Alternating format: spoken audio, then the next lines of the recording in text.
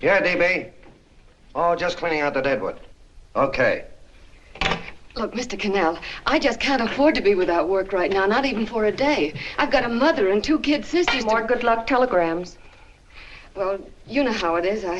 I've just got to keep on working, see? Sorry, sister. I was sent down here to clean house. I told you I can't use your column anymore. It's lavender and no lace. Send those other people in. I'll tell you what I'll do. I get $30 a week. I'll take 25, 20 if necessary. I'll do anything you say. It isn't the money. We're after circulation. What we need is fireworks. People who can hit with sledgehammers. Start arguments. Oh, I can do that. I know this town inside out. Oh, give me a chance, All please. right, come in. Cashier's got your check. Who are these people? Gibbs, Frawley, Cunningham, Giles. Hey, you sister. Don't forget to get out your last column before you pick up your check.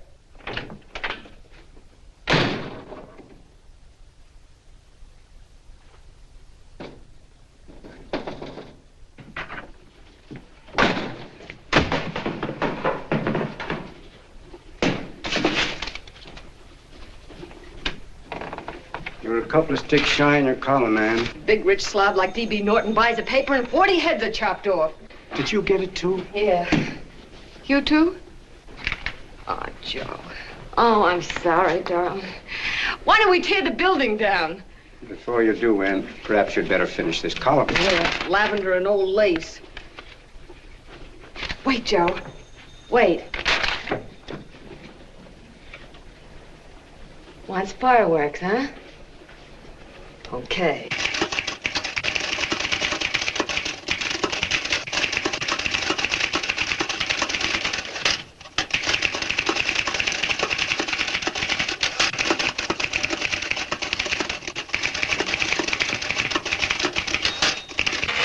Here. Below is a letter which reached my desk this morning. It's a commentary on what we laughingly call the civilized world. Dear Miss Mitchell, 4 years ago, I was fired out of my job. Since then, I haven't been able to get another one.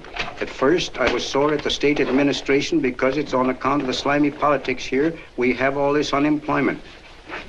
But in looking around, it seems the whole world's going to pot. So in protest, I'm going to commit suicide by jumping off the City Hall roof. Signed, a disgusted American citizen, John Doe. Editor's note, if you ask this column, the wrong people are jumping off the roofs. Hey, Ann, this is the old fakeroo, isn't it? Never mind that, Joe. Go ahead. Oh, sorry.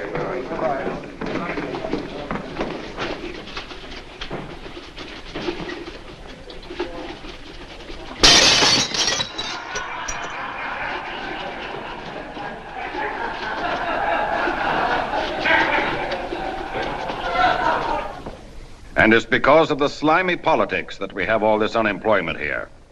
There it is.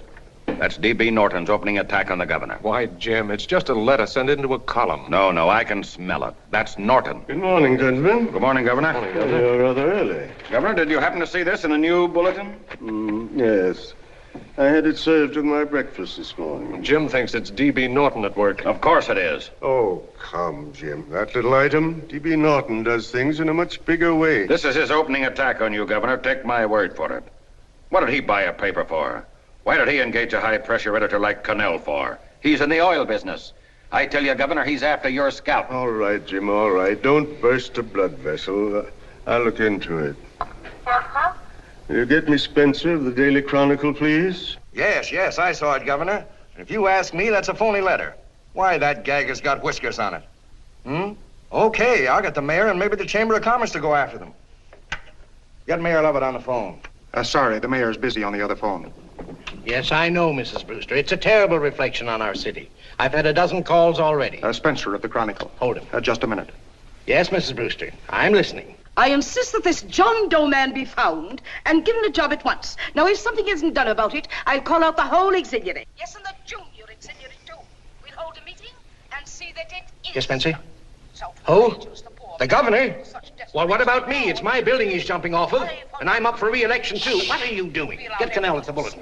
Why, he's liable to go right past my window. Get me Connell. What was that? What? Out the window. Something just flew by. I didn't see anything. Well, don't stand there, you idiot. Go and look. Open the window.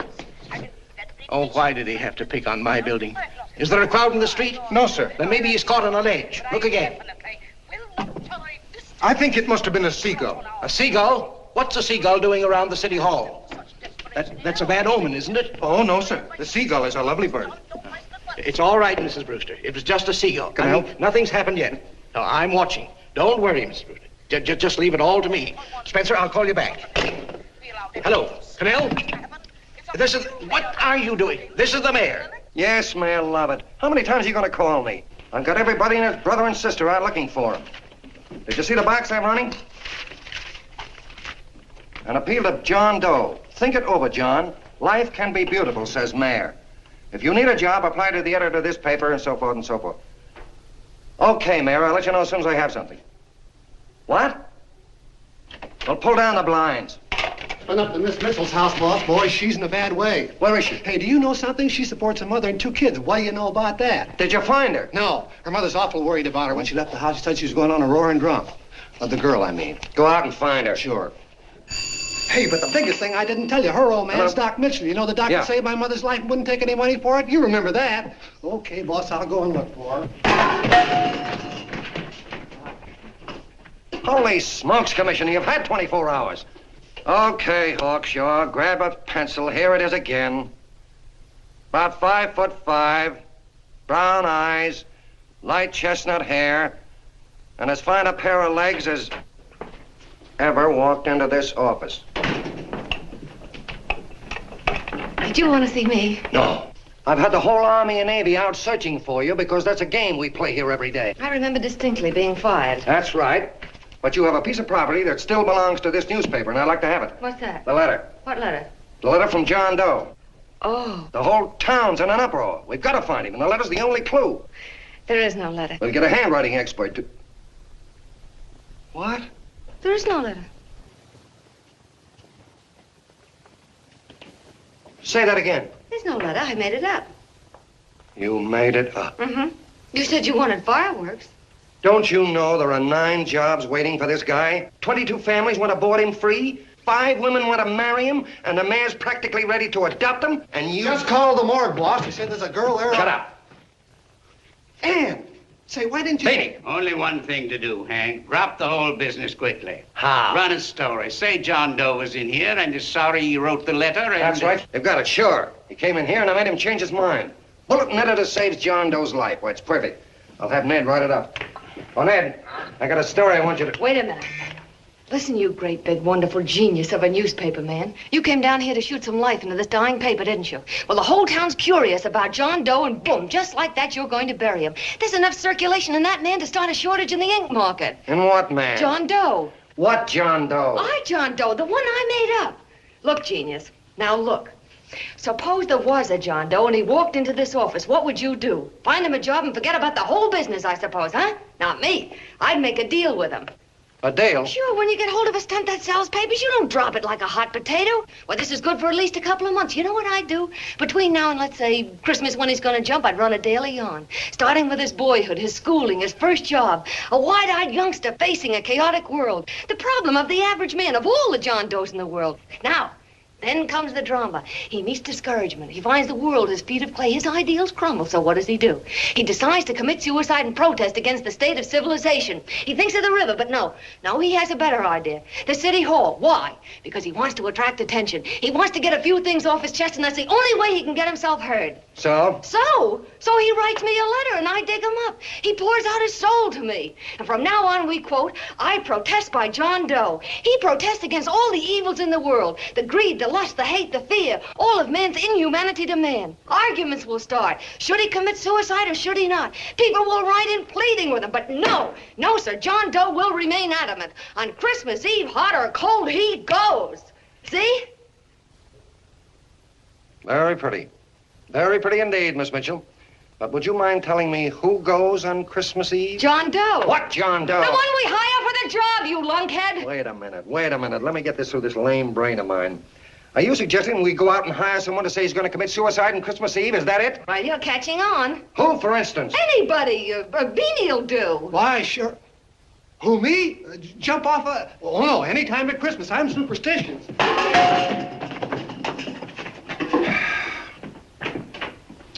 Miss Bishop, do me a favor. Will you go on out and get married and have a lot of babies, but Stay out of newspaper business. Better get that story in, Hank. It's getting late. You're supposed to be a smart guy. If it was raining $100 bills, you'd be out looking for a dime you lost someplace.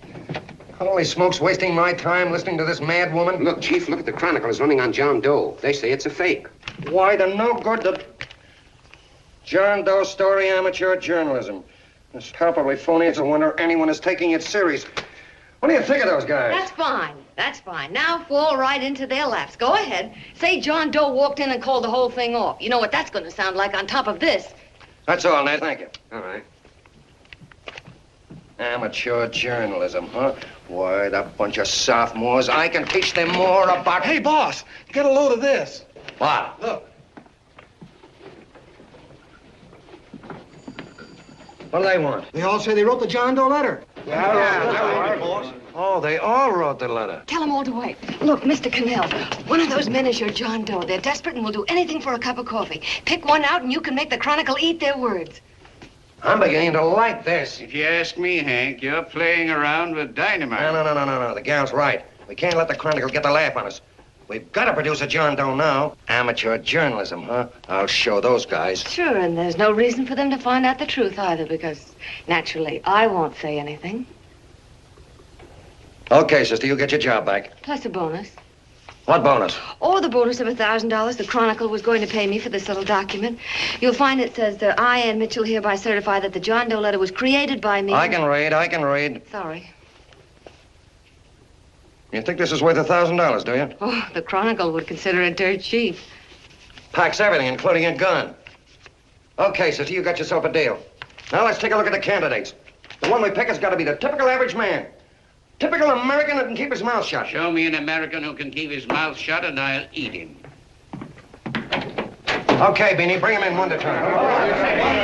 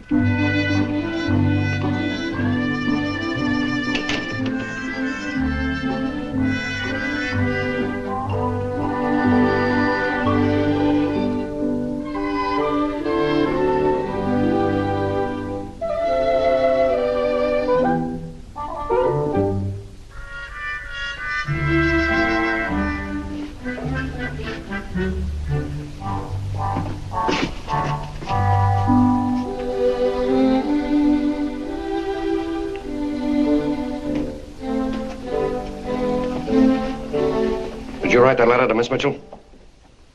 No, I didn't. What are you doing up here, then? Well, the paper says there were some jobs around loose. Thought there might be one left over. Had any schooling? Yeah, a little. What do you do when you work? I used to pitch. Baseball? Yeah. So my wing went bad. Where'd you play? Bush leagues, mostly.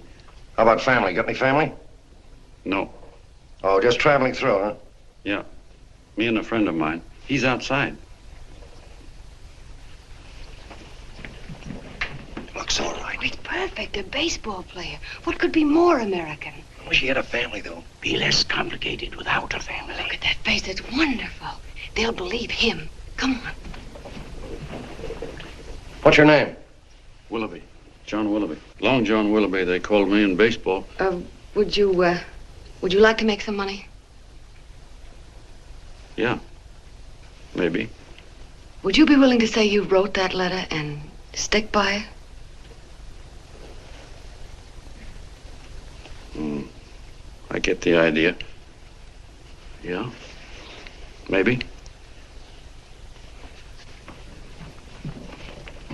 That's our man. He's made to order. I don't know. He don't seem like the kind of a guy that'd fall in line. When you're desperate for money, you do a lot of things, Mr. Connell. He's our man, I tell you.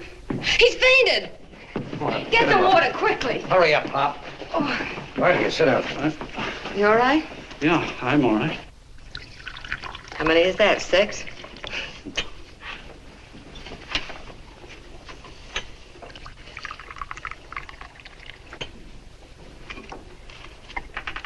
Pretty hungry, weren't you? Come on, All this John Doe business is batty, if you ask me. Well, nobody asked you. Trying to improve the world by jumping off buildings. You couldn't improve the world if the buildings jumped on you. Don't mind the colonel. He hates people. He likes you well enough to stick around. Well, that's because we both play doohickeys. I met him in a boxcar a couple of years ago. I was fooling around with my harmonica, and he comes over and joins in. I haven't been able to shake him since.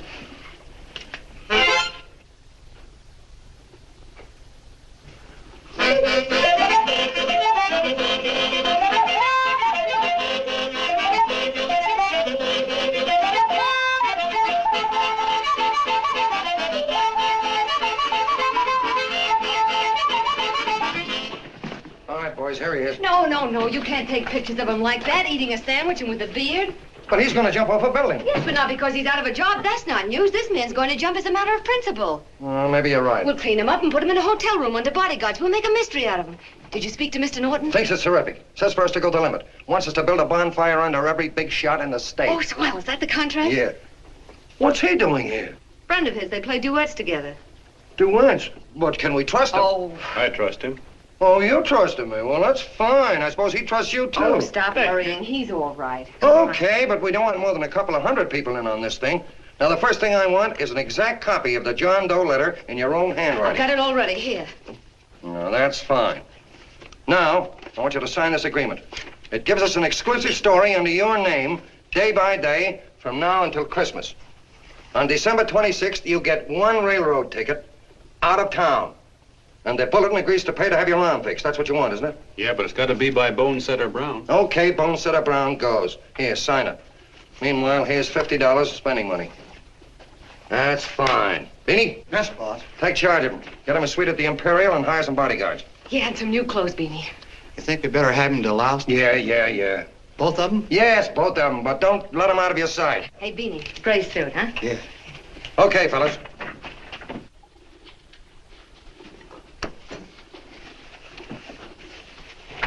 Take it easy, John Doe. And you start pounding that typewriter. Oh, boy, this is terrific.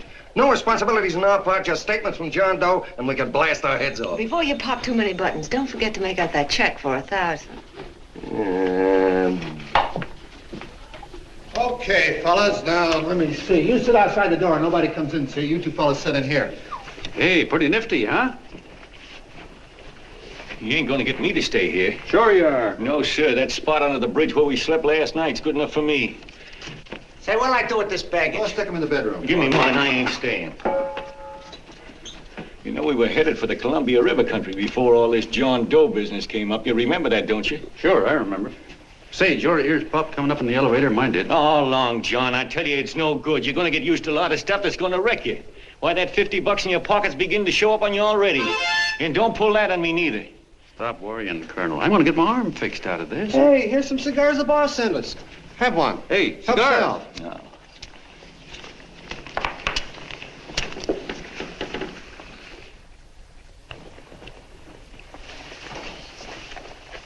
Say, I'll bet you even the major leaguers don't rate an outfit like this. Here, make yourself comfortable. Paper? I don't read no papers, and I don't listen to radios either. I know the world's been shaped by a drunken barber, and I don't have to read it. I've seen guys like you go under before. Guys that never had a worry. Then they got a hold of some dough and went goofy. The first thing that happens to a guy... Get a load of the bedroom. No. The first thing that happens to a guy like that, he starts wanting to go into restaurants and sit down at a table and eat salads and cupcakes and tea. Boy, what that kind of food does to your system.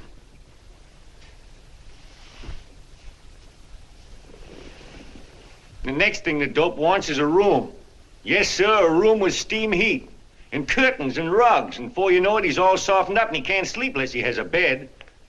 Hey, stop worrying, Colonel. $50 ain't gonna ruin me. I've seen plenty of fellas start out with $50 and wind up with a bank account. Hey, what's the matter with the bank account anyway? And let me tell you, Long John, when you become a guy with a bank account, they got you. Yes, sir, they got you. Who's got him? The helots.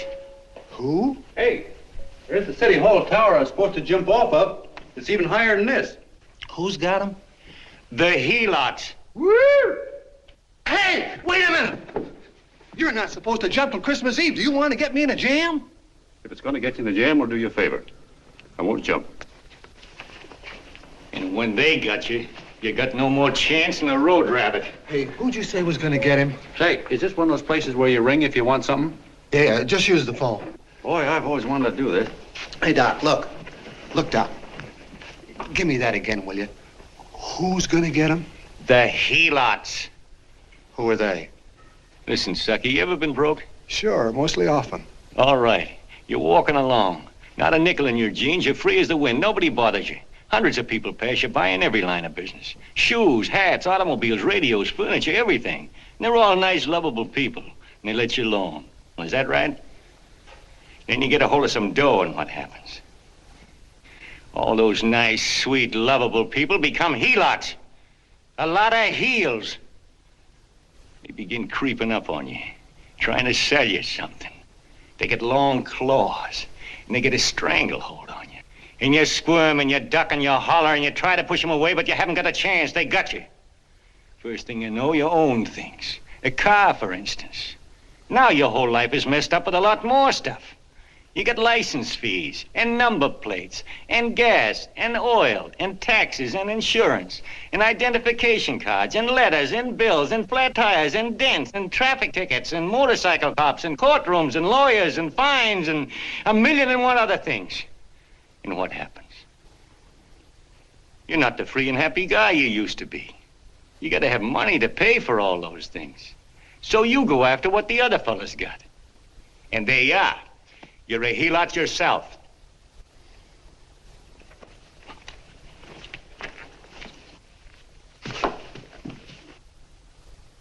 You win, Colonel. Here, take the 50. Go out and get rid of it. You bet I will, just as fast as I can. I'm gonna get some canned goods, a fishing rod, and the rest I'm gonna give away. Give away? Hey, get me a pitcher's glove. I gotta get some practice. Say, he's giving it away. I'm gonna get me some of that. Hey, come back here, you helot. Well, you send up 5 hamburgers with all the trimmings, 5 chocolate ice cream sodas, and 5 pieces of apple pie. No, apple with cheese. Yeah, thanks.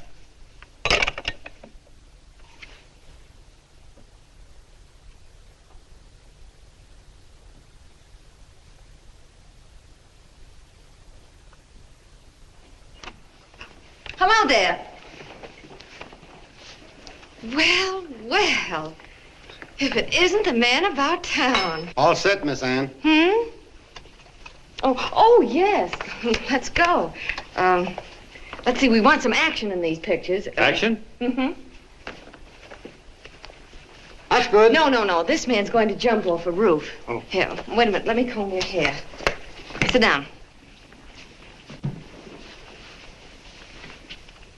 Yeah, that's better.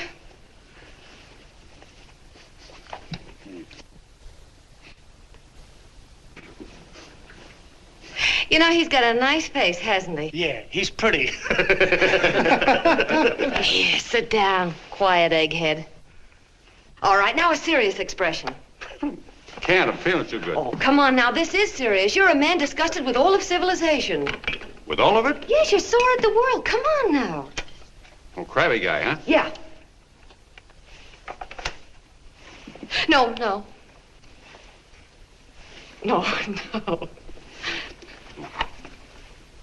No, look.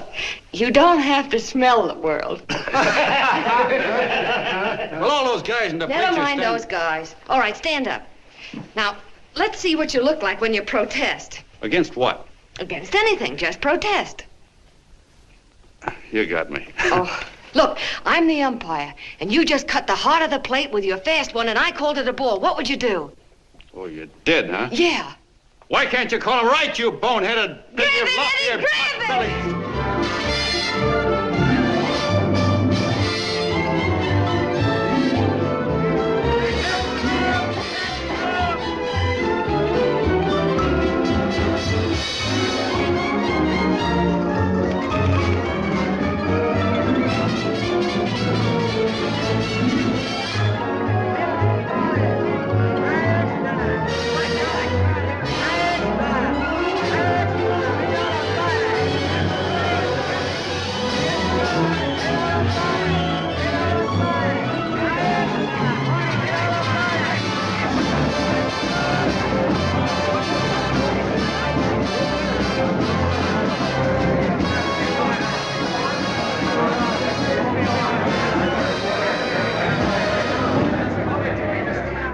don't care whose picture they're publishing. I still say that this John Doe person is a myth, and you can quote me on that. And I'm going to insist on his being produced for questioning. You know as well as I do that this whole thing is being engineered by a vicious man with a vicious purpose, Mr. D.B. Norton.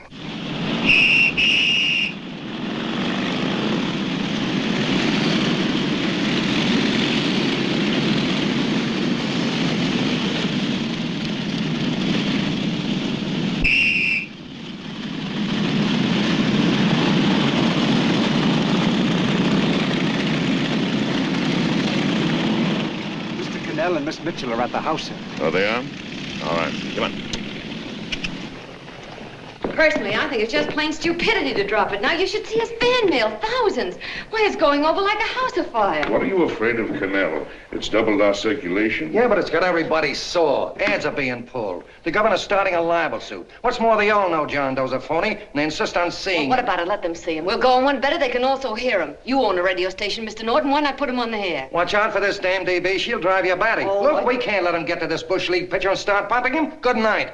Now, tell him what that screwball might do. I walk in yesterday, here he is, standing on a table with a fishing pole, fly casting. Take my advice and get him out of town before this thing explodes in our faces. If you do, Mr. Norton, you're just as much of a dumb cluck as he is. Excuse me. No, you got yourself a meal ticket and you hate to Sure, let it's go. a meal ticket for me, I admit it, but it's also a windfall for somebody like Mr. Norton who's trying to crash national politics. That's what you bought the newspaper for, isn't it? You want to reach a lot of people, don't you? Well, put John Doe in the air and you can reach 130 million of them. He can say anything he wants and they'll listen to him. All right, we'll forget the governor and the mayor and all the small fry like that. This can arouse national interest. If he made a hit around here, he can do it every place else in the country. And you'll be pulling the strings, Mr. Norton. Go down to the office and arrange for some radio time. Why, DB, you're not going I to want it fall. as soon as possible. Okay, I just came in to get warm myself. Come on, let's go. Don't you go. I want to talk to you.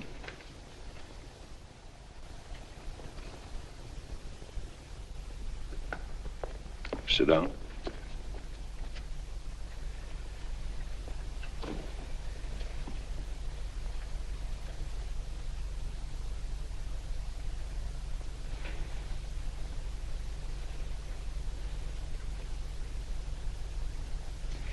Hey, this John Doe idea was yours, huh? Yes, sir.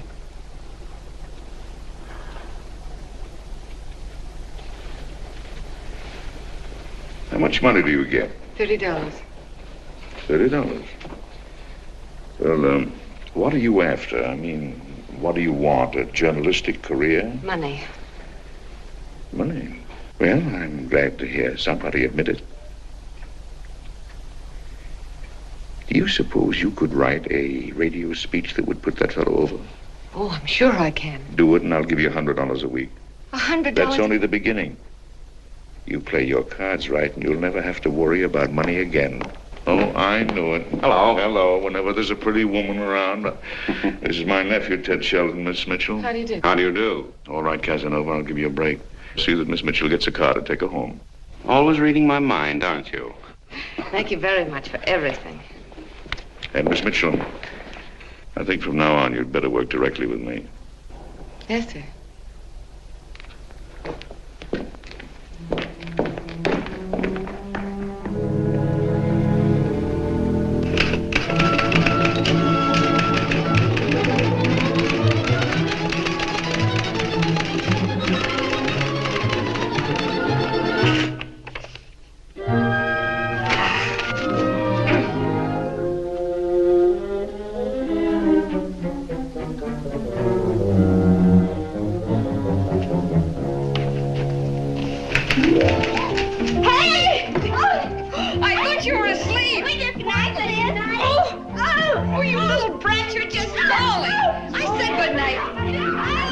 Come, children. It's past your bedtime. Come on. Now, pooch off Stay fork through me. I'm done. I'll never get this speech right. Oh, yes, you will, Ann, dear. You're very clever. Yeah, I know. What are you looking for? Your purse, I need $10. What for? I gave you 50 just the other day. Yes, I know, dear, but Mrs. Burke had her baby yesterday. 9 pounds. And there wasn't a thing in the house. And then the community chest lady came. And the 50's all gone, huh? Who's the 10 for? The Websters. The Websters. You remember those lovely people your father used to take care of. I thought I'd buy them some groceries. Oh, Anne, dear, it's a shame those... You're marvelous, Ma. You're just like Father used to be. Do you realize a couple of weeks ago we didn't have enough to eat ourselves? Well, yes, I know, dear, but these people are in such need. And we have plenty now. If you're thinking of that $1,000, forget it. It's practically all gone. We owed everybody in town. Now, you just gotta stop giving all your money away. Oh, Anne, dear.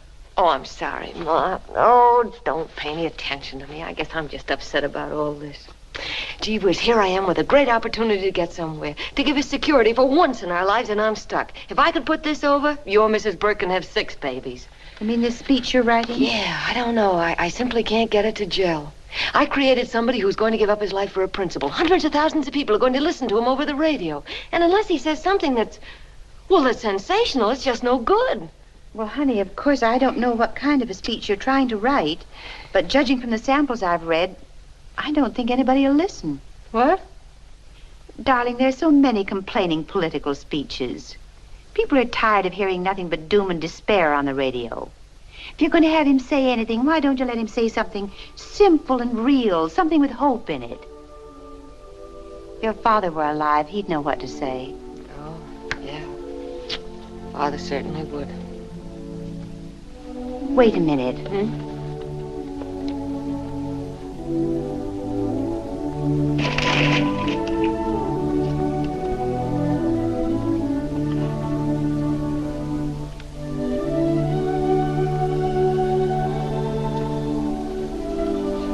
That's your father's diary, Anne. Father's... I never knew he had a diary. There's enough in it for 100 speeches. Things people ought to hear nowadays. You'll be careful of it, won't you, dear? It's always helped to keep your father alive for me. You bet I will, Ma. Wait a minute. John Doe don't want to sign no autographs. Well, what does he do all day? What does he do all day? He's writing out his memories. Sorry, lady, you can't see Mr. Doe. He wants to be alone. No, he just sits around all day and commutes with himself.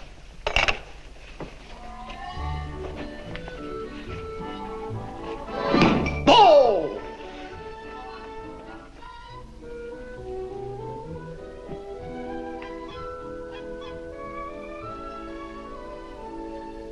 I don't know how you're going to stand it around here till after Christmas.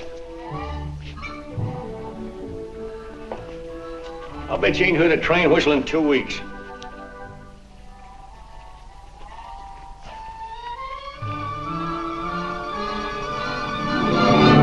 Steam right!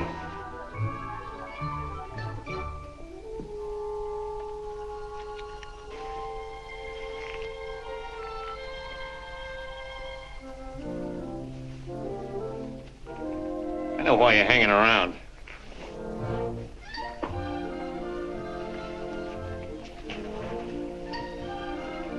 You're stuck on the girl. That's all a guy needs, is to get hooked up with a woman.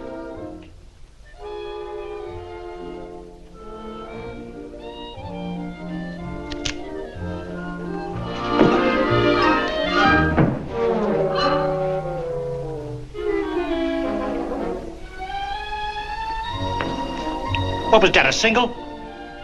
First baseman dropped the ball. Butterfingers. Tough luck, pal.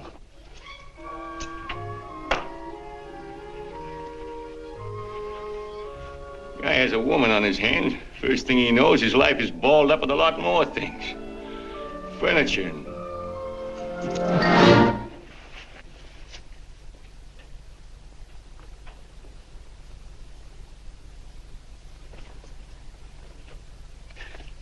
Did you get him? You're out. Swell.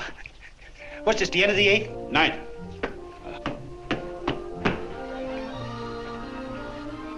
Hey, Beanie, there's a couple of mugs from the Chronicle snooping around out here. Huh. Come on, Angel Face. Gangway. What's the score, Angel Face? 3-2, our favor. Gee, that's great.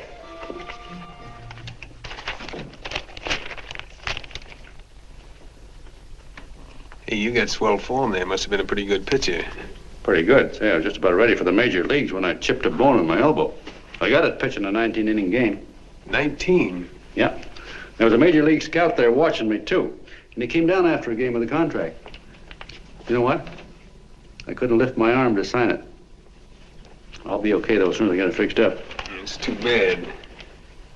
What do you mean, too bad? Huh? Oh, that you'll never be able to play again. What are you talking about? I just told you I was going to get Well, you know how they are in baseball if a guy's mixed up in a racket. Racket? What do you mean? Well, I was just thinking about this John Doe business. Why, as soon as it comes out it's all a fake, you'll be washed up in baseball, won't you? Yeah. Hey, doggone. I never thought about that.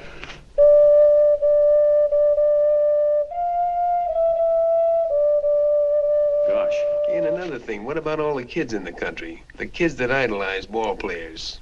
What are they gonna think about you? Yeah. Hey, Colonel. Did you hear that? I gotta figure some way out of this thing. The elevators are still running. I know one way you can do it. How? Well, when you get up there on the radio, all you have to do is to say the whole thing's a frame-up. Make you a hero sure as you're born. Yeah, but how am I going to get my arm fixed? Well, that's a cinch. I know somebody that'll give you $5,000 just to get up on the radio and tell the truth. $5,000? Yeah, $5,000, and he gets it right away. You don't have to wait till Christmas. Look out, Long John. They're closing in on you. Say, who's putting up this dough?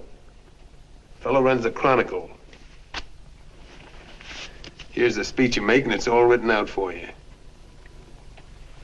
$5,000. Holy mackerel, I can see the helots coming, the whole army of them. It's on the level.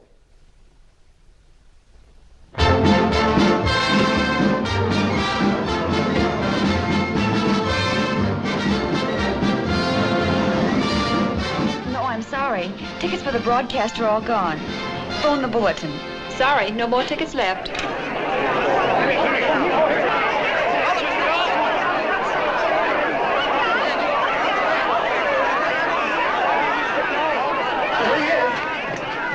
Hello, John. All set for the big night? Swell. Turn around. One moment. Now stand still. Hold it, Mr. Doe. Hold it. A big smile, Mr. Doe. That's right. Okay, Jeannie, that's All right, all. Take stand him here. out. Come on, let's Now, look, John, here's the speech. It's in caps and double-spaced. You won't have any trouble reading it. Not nervous, are you? No. Of course not. He wouldn't be. Who? John Doe, the one in there. Hey, don't let your knees rattle. It picks up on the mic. Oh, Beanie, you needn't be nervous, John. All you have to remember is to be sincere. Pick up that phone, Miss Mitchell. It's for you. Okay. Hello? Yes, Mother. Oh, thank you, darling. Oh, there he is, the poor dear man. Oh, good luck to you, Mr. Doe. We want you to know that we're all for you. The girls all decided that you're not to jump off any roof at all. Oh, we'll stop it. You got the speech I gave you? Yeah. Now look, I'll give this money to the colonel just as soon as you get started. We'll have a car waiting at the side entrance for you. Okay. How'd you get in here? Huh? Oh, I just came in to wish him Come luck. on, out. Mother says good luck, too. John, when you read that speech, please believe every word of it. He's turned out to be a wonderful person, John. Who? John Doe, the one in the speech. Oh. You know something? I've actually fallen in love with him. All right, there he is, sister. Now, come on, plenty of both. What's the idea? No, that's too much. That's not so much. Come on, that's it. Oh, this is no time for cheap publicity, Mr. Connell. Listen, if that guy lays an egg, I want to get something out of it. I'm getting a Jane Doe ready. Oh, come on. Here. Will you, fellas? Here you Give me a are. All right, chance. that's I enough. have to raise Just one more, will No, you, that's please? fine, honey. You go ahead. All right, I need one more. You're very good. Go ahead. How you doing? Oh. All right, Benny, bring him in. Holy smoke, a half a helot. There you are, boss, just like you ordered. Symbols of little people. Okay, get him up. All right, young fella. This is ridiculous, Mr. Connell. Come on, give me a chance. The man's on the air, please. Come on, shut up. Oh, fellas, I told you could have all the pictures you want. No, come on, ask. You can have a... Come on, that's right. Do what you can get all the pictures you want. Thank you very much. Come on, will you? That's right. Come on, Snooks, you better bail out. Okay, goodbye, Mr. Doe. Beanie. All right.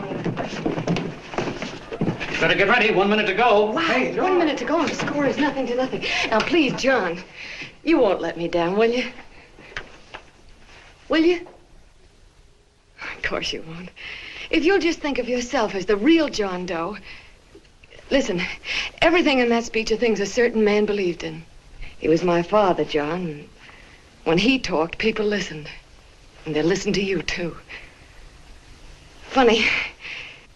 You know what my mother said the other night? She said to look into your eyes, that I'd see Father there. Hey, what do you say? Okay, we're coming. Come on. Now listen, John, you're a pitcher. Now get in there and pitch. Good luck. Give him room, let him through. Come on.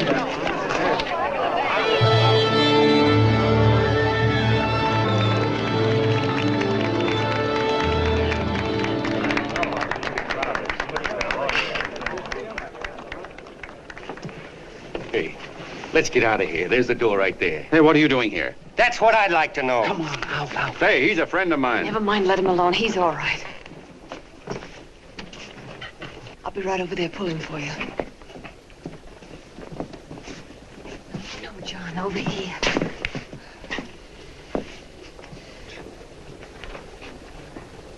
Stand by.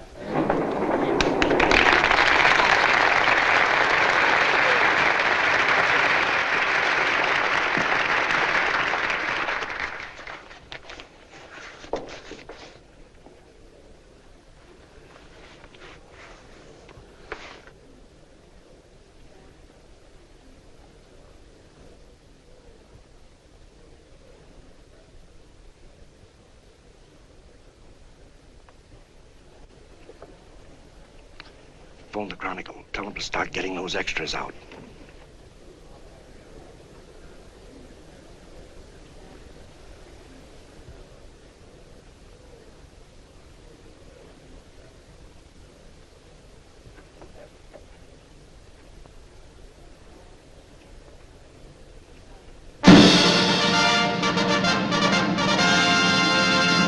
And good evening, ladies and gentlemen. This is Kenneth Fry speaking for the New Bulletin. Tonight we give you something entirely new and different.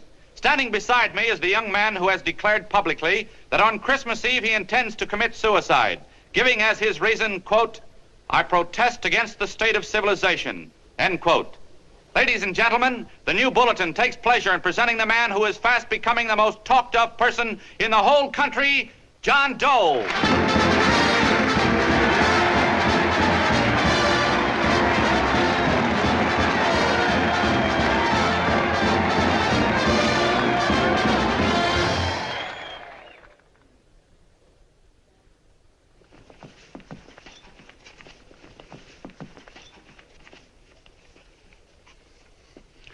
Ladies and gentlemen,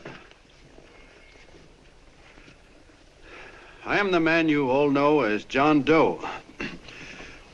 I took that name because it seems to describe the average man. And that's me. And that's me.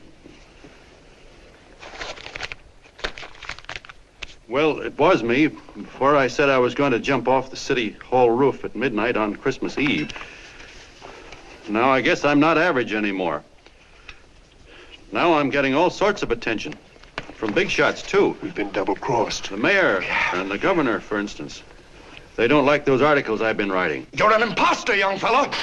That's a pack of lies you're telling. Who wrote that speech for you? Baby, get that gun. Hey, kid.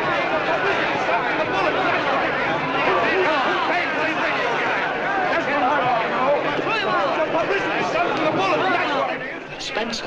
Ladies and gentlemen, the disturbance you just heard was caused by someone in the audience who tried to heckle Mr. Doe. The speech will continue.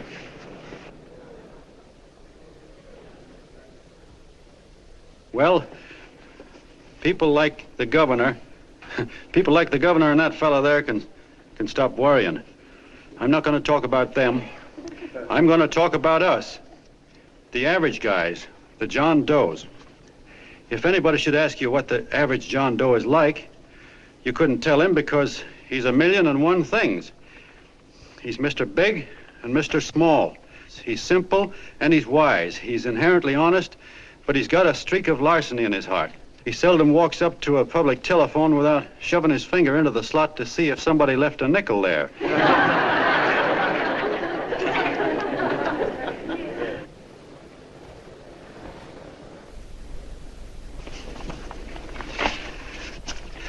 He's the man the ads are written for. He's a feller everybody sells things to.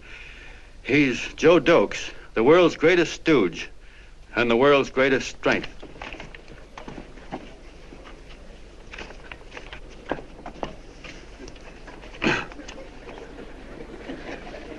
Yes, sir. Yes, sir, we're a great family, the John Does. We are the meek who are supposed to inherit the earth. You'll find us everywhere. We raise the crops, we dig the mines, work the factories, keep the books, fly the planes, and drive the buses. And when a cop yells, "Stand back there, you," he means us, the John Does. Well, what kind of a speech is that? Didn't you read it? We've existed since time began. We built the pyramids. We saw Christ crucified, pulled the oars for Roman emperors, sailed the boats for Columbus, retreated from Moscow with Napoleon, and froze with Washington at Valley Forge. Yes, sir. We've been in there dodging left hooks since before history began to walk. In our struggle for freedom, we've hit the canvas many a time, but we always bounce back because we're the people, and we're tough.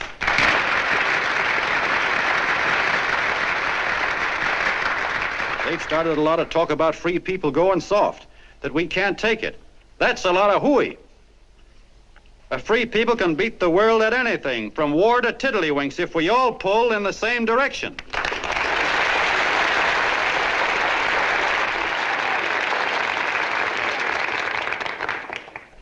I know a lot of you are saying, "What can I do? I'm just a little punk. I don't count." Well, you're dead wrong. The little punks have always counted, because in the long run, the character of a country is the sum total of the character of its little punks.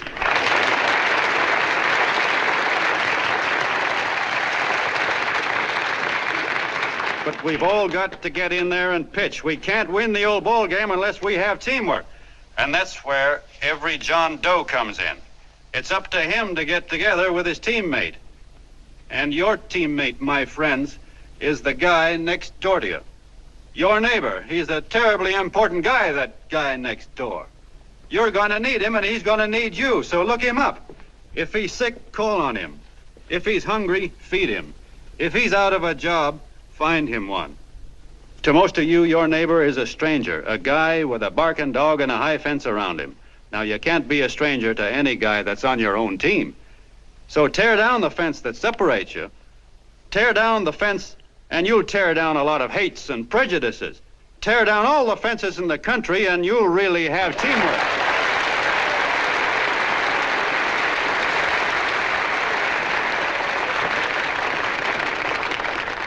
I know a lot of you are saying to yourselves, "He's asking for a miracle to happen. He's expecting people to change all of a sudden."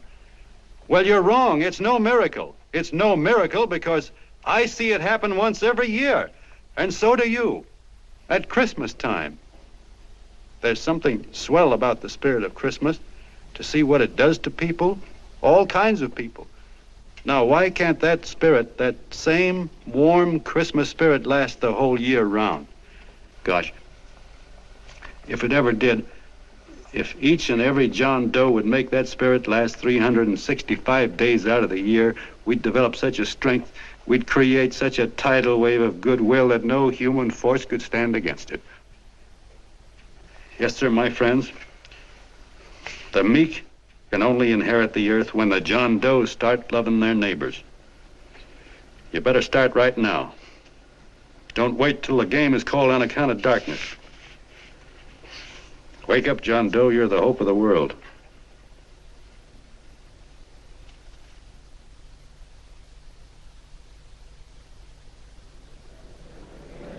John, you were wonderful.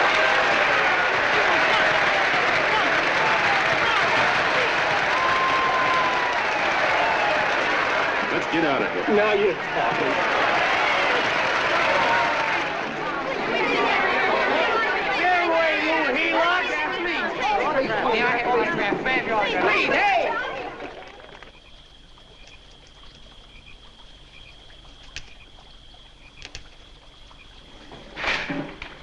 I knew you'd wake up sooner or later. Boy, am I glad we got out of that mess. I had the $5,000 sewed up. Could have been on my way to old Doc Brown. You're a pitcher, John, she says. Now, go in there and pitch. What a sucker. Yeah, she's a heel-out just like the rest of them. It's lucky you got away from her. What was I doing up there making a speech anyway? Me, huh? Geez, the more I think about it, the more I could... Tear down all the fences. Why, if you tore one picket off of your neighbor's fence, he'd sue you. $5,000 had it right in my hand. What do you mean he ran away? Well, go after him, find him. That man is terrific.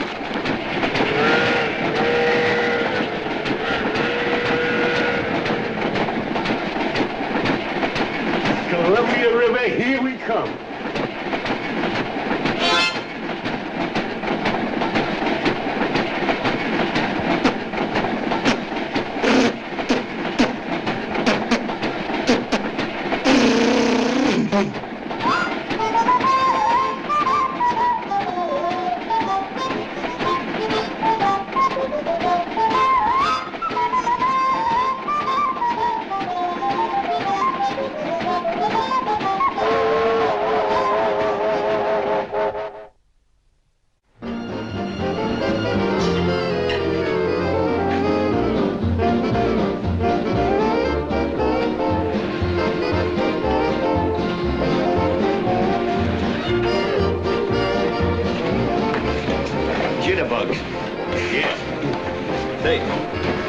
How much money we got left? 4 bits. Better make it donuts, huh? Yeah.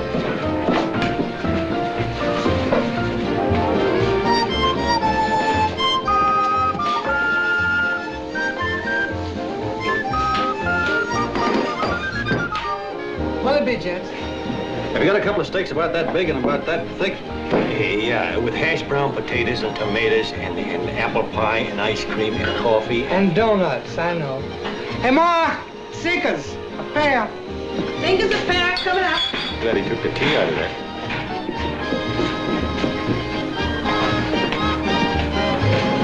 Hey, look. Join the John Doe Club. John Doe Club?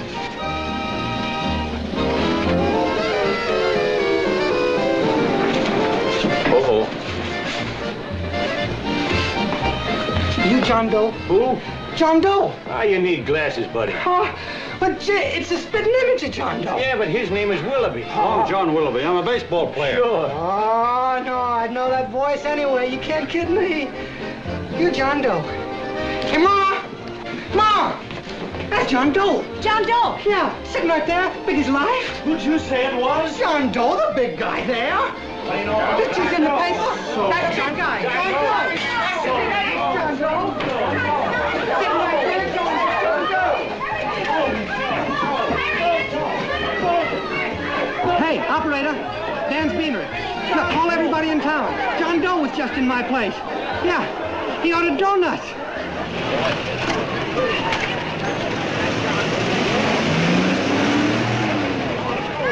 John Doe. Let's see John Doe. Come on.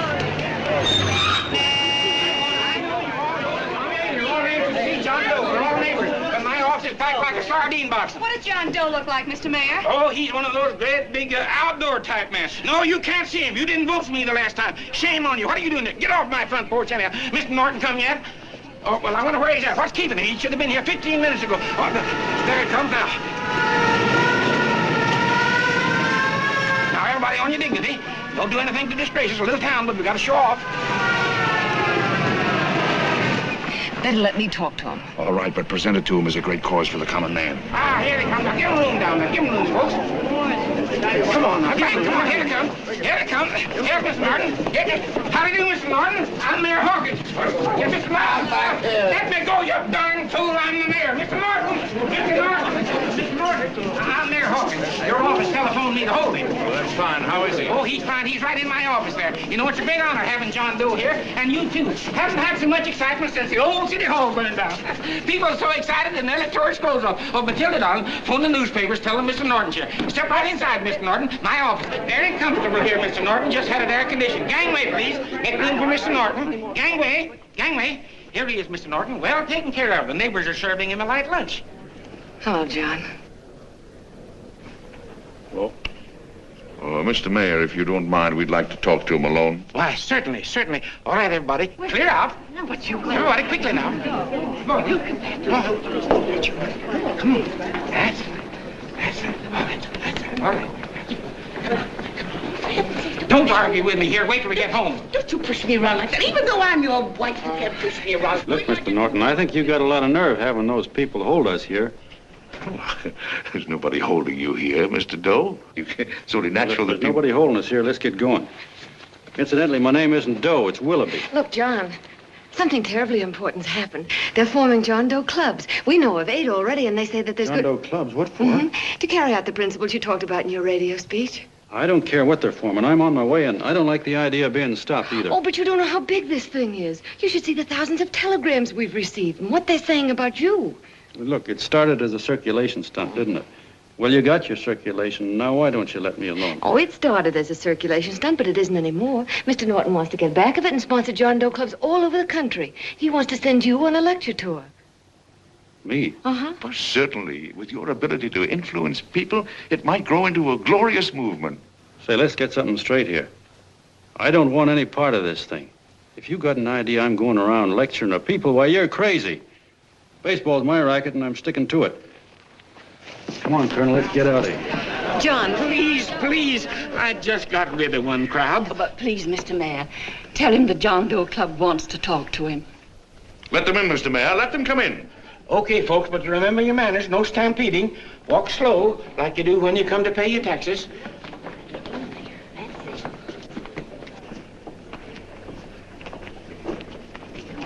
Okay. All right, give me a chance.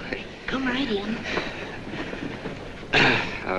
My name's Bert Hansen, Mr. Doe. I'm the head soda jerker at Schwabacker's drugstore. Well, sir, you see, me and my wife, we heard your broadcast, and we got quite a bang out of it, especially my wife. Kept me up half the night saying, that man's right, honey. The trouble with the world is nobody gives a hoot about his neighbor. That's why everybody in town's sore and cranky at each other. And I kept saying, well, that's fine, but how's a guy going to go around loving the kind of neighbors we got? Old Sourpuss, for instance. You see, Sourpuss Smithers is a guy who lives all alone next door to us. He's a cranky old man that runs a second-hand furniture store. We haven't spoken to him for years. I always figured he was an ornery old gent that hated the world because he was always slamming his garage door and playing the radio so loud he kept half the neighbors up. Well, anyway, the next morning, I'm out watering the lawn, and I look over, and there's Sourpuss on the other side of the hedge straightening out a dent in his fender. And my wife yells to me out the window. She says, go on, speak to him, Bert. And I figured, well, heck, I can't lose anything, so I yelled over to him, good morning, Mr. Smithers. He went right on pounding his fender. Was I burned? So I turned around to give my wife a dirty look, and she said, louder, he didn't hear you. So in a voice you could have heard in the next county, I yelled, good morning, Mr. Smithers. Well, sir, you could have knocked me over with a feather. Old Sourpuss turned around, surprised-like, and he put on a big smile, came over and took my hand like an old lodge brother, and he said, good morning, Hanson. I've been wanting to talk to you for years, only I thought you didn't like me. And then he started chatting away like a happy little kid, and he got so excited his eyes all... Well, Mr. Doe, before we got through, I found out Smithers is a swell egg, only he's pretty deaf, and that accounts for all the noises. And he says it's a shame how little we know about our neighbors. And then he got an idea, and he said, how's about inviting everybody someplace where we can all get together and know each other a little better? Well, I'm feeling so good by this time, I'm ripe for anything. So Smithers goes around the neighborhood inviting everybody to a meeting at the schoolhouse, and I tell everybody that comes in the store, including Mr. Schwabacker, my boss. I'm talking too much. Well, I'll be doggone if over 40 people don't show up. Of course, none of us knew what to do, but we sure got a kick out of seeing how glad everybody was just to say hello to one another. Tell him about making Sourpuss chairman. Oh, yeah, we made Sourpuss chairman and decided to call ourselves the John Doe Club. And say, incidentally, this is my wife. Come here, honey. This is my wife, Mr. Doe. How do you do, Mr. Doe? Sourpuss is here, too. Oh, is he? This is Sourpuss, or excuse me, Mr. Smithers, Mr. Doe. That's all right. If you didn't call me Sourpuss, it wouldn't feel natural. Well, anyway, I guess nearly everybody in the neighborhood came except the Delaney's. The Delaney's live in a big house with an iron fence around it, and they always keep their blinds drawn. And we always figured that he was just an old miser that sat back counting his money, so why bother about inviting him? Until Grimes, the milkman, spoke up and he said, say, you've got the Delaney's all wrong. And then he tells us about how they canceled their milk last week and how when he found a note in the bottle, he got kind of curious-like and he sort of peeked in under the blinds and found the house was empty. If you ask me, he says, they're starving. Old man Delaney has been bringing his furniture over to my place at night, one piece at a time, and selling it. Yeah. And, well, sir, a half dozen of us ran over there to fetch him, and we brought him to the meeting. And what a reception they got. Why, everybody shook hands with him and made a fuss over him, and, well, finally, Mr. and Mrs. Delaney just sat right down and cried. And then we started to find out about a lot of other people. Yeah, sure. Well, you know Grubel, for instance. Grubel's here. See? Yeah, that's a... Of course, you don't know Grubel, but he's the man that everybody figured was the worst no-account in the neighborhood because he was living like a hermit and nobody would have anything to do with him. That isn't Little Murphy. The postman told us the truth. Why, Grubel, he says, he lives out of garbage cans because he won't take charity, because it'd ruin his self-respect, he says. Just like you said on the radio, Mr. Doe. Well, sir, about a dozen families got together and gave Grubel a job watering their lawns. Isn't that wonderful? And then we found jobs for 6 other people, and they've all gone off for leave. Yeah, and my boss, Mr. Schwabecker, made a job in his warehouse for old man Delaney. And he gave you that $5 raise. Yeah, wasn't that swell? Why, Bert, I feel slighted. I'd like to join, but nobody asked me. I'm sorry, Mayor, but we voted that no politician could join. Just the John Does of the neighborhood, because you know how politicians are. Well, the reason we wanted to tell you this, Mr. Doe, was just to give you an idea of what you started. And from where I'm sitting, I don't see any sense in you jumping off any building. No. Well, thank you for listening. Goodbye, Mr. Doe. You're a wonderful man, and it strikes me you can be mighty useful walking around for a while. Goodbye, Mr. Doe. Goodbye, Mr. Doe.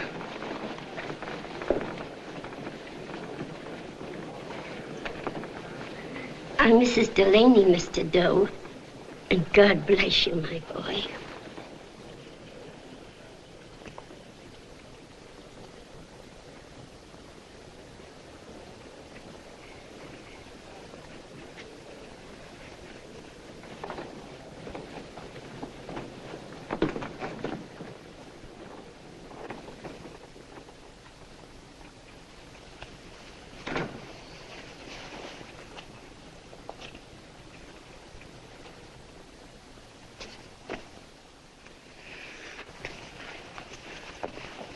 Gee whiz, I'm all mixed up. I don't get it.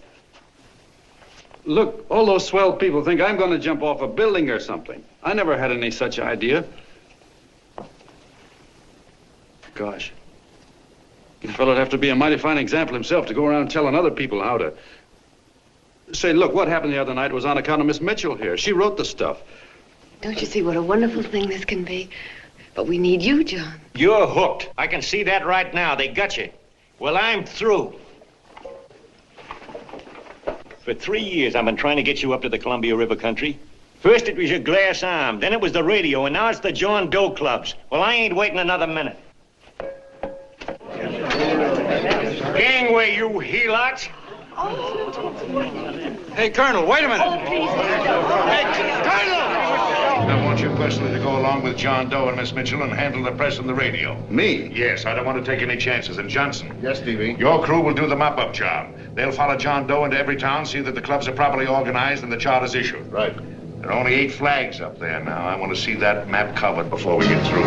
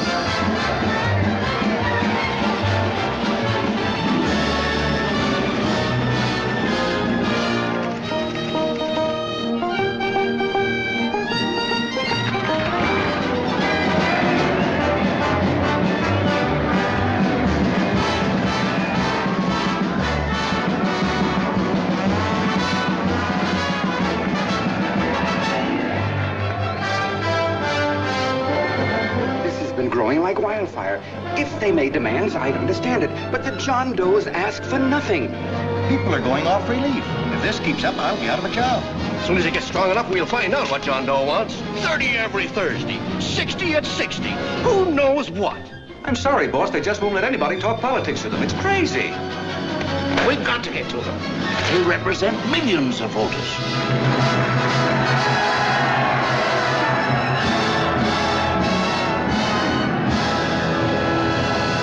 I tell you, ladies and gentlemen, this thing has been nothing short of a prairie fire. We've received so many applications for charters to the John Doe clubs, we haven't been able to take care of them. I'd hate to have that many pins stuck in me. This John Doe convention is a natural. It's going to put our city on the map. Why, over 2,400 John Doe clubs are sending delegates. Can you imagine that? You, Mr. Mayor, will be the official host. You will make the arrangements for decorating the city, parades, and a reception for John Doe when he gets home. And don't wear your high hat. No high hat? No high hat. And from you, Connell, I want a special John Doe edition every day until the convention is over.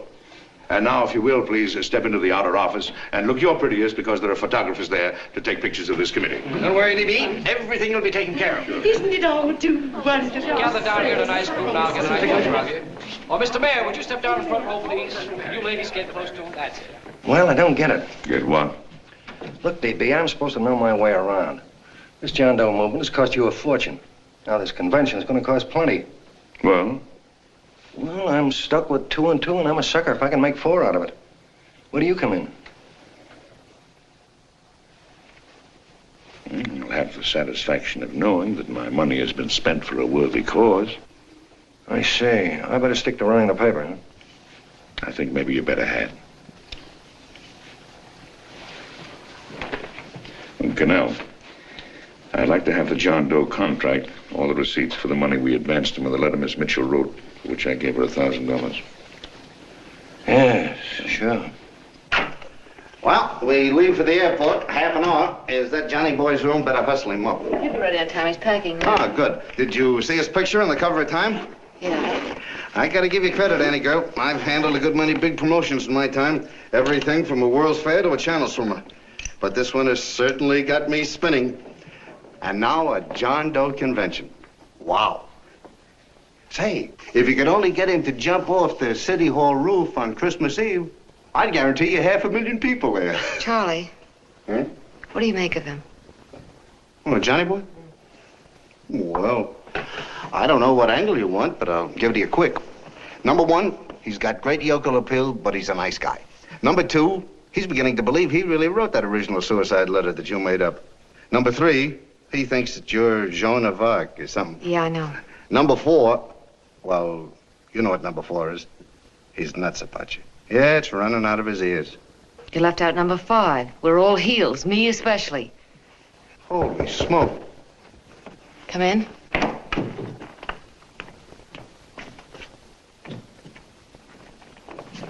I'm all packed. Good. I'll go and get Beanie Boy. Okay, Charlie boy.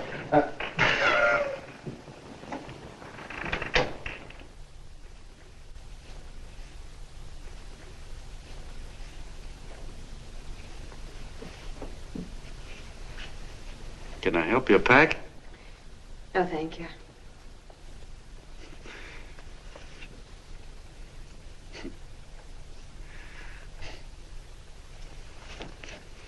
Do you care if I sit down out here? No.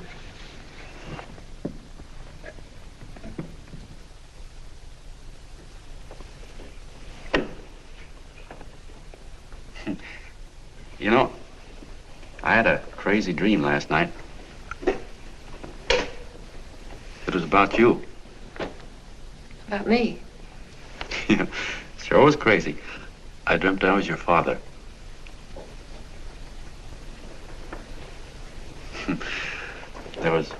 There was something I was trying to stop you from doing. So I got up out of bed and I walked right through the wall here, right straight into your room. You know how dreams are. And there you were in bed. But you're a little girl, you know, about 10. And very pretty, too. So I shook you, and the moment you opened your eyes, you hopped out of bed and started running like the devil in your nightgown. You ran right out the window there, and you ran out over the tops of buildings and roofs and everything for miles. And I was chasing you. And all the time you were running, you kept growing bigger and bigger and bigger, and pretty soon you were as big as you are now, you know, grown up. And all the time I kept asking myself, what am I chasing her for? And I didn't know. Isn't that a hot one? Well, anyway, you ran into some place, and then I ran in after you, and when I got there you were getting married. And the nightgown had changed into a beautiful wedding gown. You sure look pretty, too. And then I knew what it was I was trying to stop you from doing. Dreams are sure crazy, aren't they? Well, would you like to know who it was you were marrying? Oh, a tall, handsome Ubangi, I suppose. No, not that bad. It was that fellow that sends you flowers every day. What's his name? Mr. Norton's nephew? Ted Sheldon. Yeah, that's the one. But here's the funniest part of it all. I was the fella up there doing the marrying, you know, the justice of peace or something. You were? I thought you were chasing me. Well, yes, I was, but I was your father then, you see. But the real me, John Doe, or that is, Long John Willoughby, I was the fella up there with the book. You know what I mean? I guess so. Then what happened? Well, I took you across my knee and I started spanking you.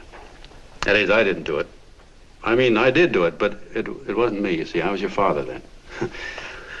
Well, I held you across my knee and I said, Annie, I won't allow you to marry a man that's just rich or that has his secretary send you flowers. The man you marry has got to swim rivers for you. He's got to climb high mountains for you. He's got to slay dragons for you. He's got to perform wonderful deeds for you. Yes, sir. And all the time, the guy up there, you know, with the book, me, just stood there nodding his head. And he said, go to it, Pop. Whack her one from me, because that's just the way I feel about it, too. So he said, come on down here and whack her yourself. So I came down and I whacked you a good one, see? Then he whacked you, and I whacked you another one. We both started whacking you like... Well, if you're through whacking her, come on, let's get going. Okay, fellas, right in here. You go out the side entrance, there's a bunch of autograph seekers out front. We'll be down with the bags in a minute. Come on, don't make a government project out of this. Hi, Benny. When's our plane take off again? Couple of minutes. How many people do you think we've talked to already, outside the radio, I mean? Oh, I don't know. About 300,000. 300,000. What makes them do it, Ann? What makes them come and listen and get up their John Doe clubs the way they do? I've been trying to figure it out. Look, John, what we're handing them are platitudes. Things they've heard 1,000,000 times. Love thy neighbor, clouds have silver linings, turn the other cheek. It's just a... Yeah, I heard them 1,000,000 times, too, but... there you are. Maybe they're like me, just beginning to get an idea what those things mean. Yeah, I never thought much about people before. They were always just somebody to fill up the bleachers. And the only time I worried about them is when they didn't come in to see me pitch. You know, lately I've been watching them when I talk to them. I could see something in their faces. I could feel that they were hungry for something. You know what I mean? Maybe that's why they came. Maybe they're just lonely and wanted somebody to say hello to. I know how they feel. I've been lonely and hungry for something practically all my life.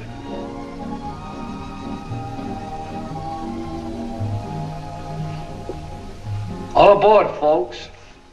That's what I said, it's your office. Yeah, that's true. Oh, somebody else sitting here? No, that's your seat. And this is your coat.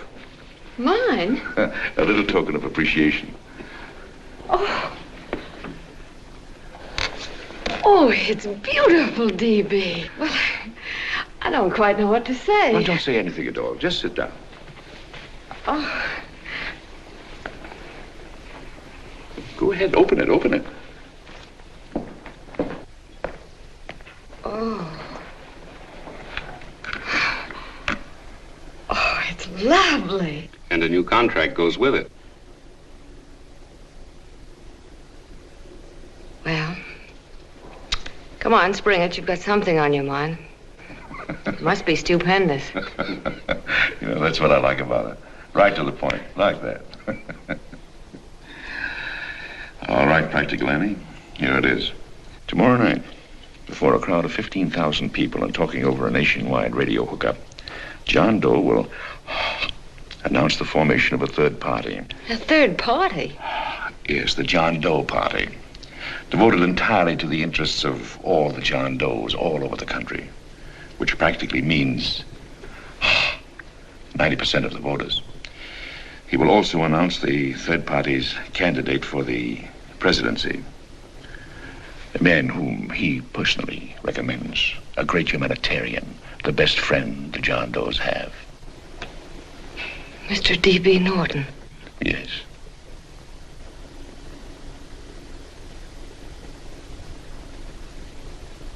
Wow.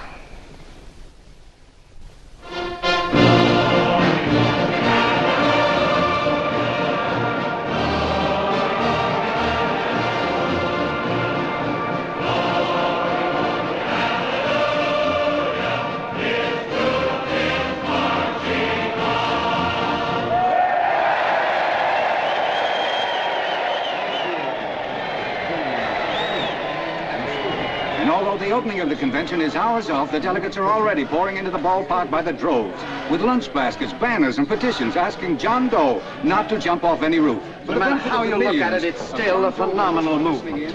These John Does, or the hoi polloi, as you've heard people call them, have been laughed at and ridiculed, but here they are, gay and happy, having traveled thousands of miles, their expenses paid by their neighbors, to come here to pay homage to their hero, John Doe.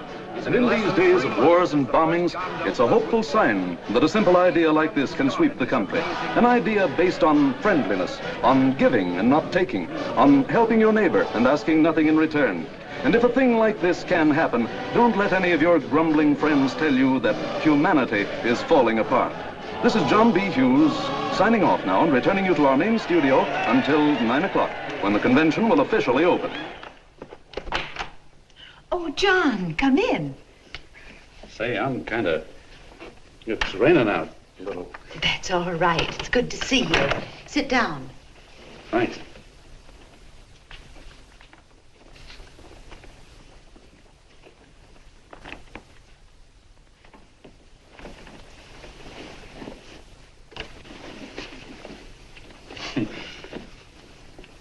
It's for Anne. Oh, how nice. Thank you very much. Flowers. I'm terribly sorry she isn't here. She isn't? No, she just left. I'm surprised you didn't run into her. She went over to Mr. Norton's house. Oh. Did you want to see her about something important? Yeah, well, no, it'll wait. Say, he's a nice man, isn't he? Mr. Norton, I mean. He's done an awful lot for the...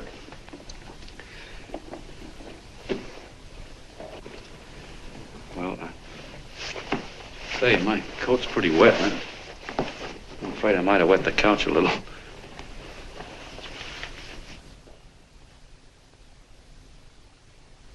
Well, I guess I'll see her at the convention later. Yes, of course. I'll see that she gets the flowers. Thanks. Good night, Mrs. Mitchell. Good night, John.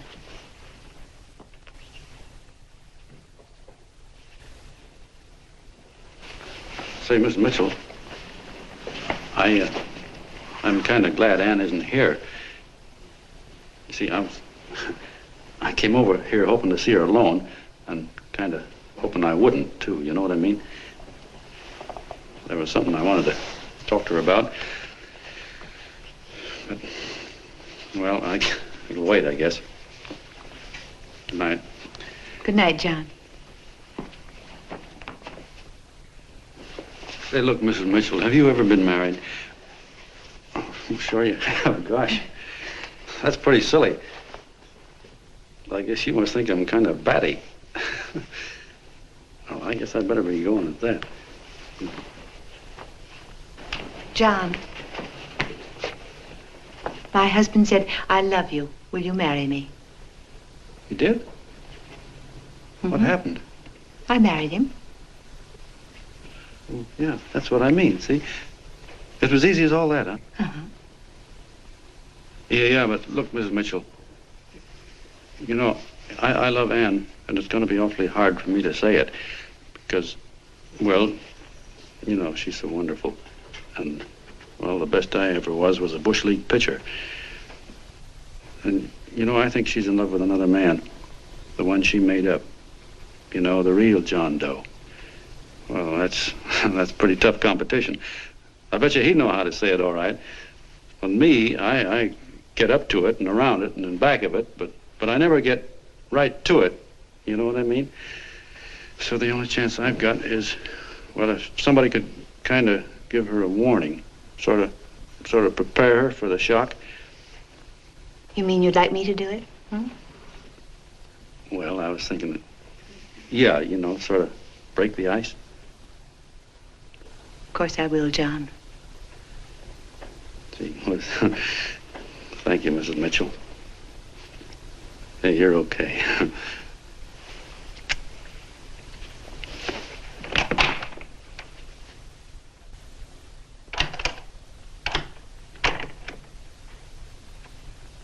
This John Doe meeting is going to be one of the biggest things that ever happened. Why, they're coming from all over. Trains, boxcars, wagons. Look out! Hello, bodyguards. Hey, had your dinner yet? Not yet. Oh, that's all right. Well, look, no, go ahead and have your dinner. Wait a minute, John.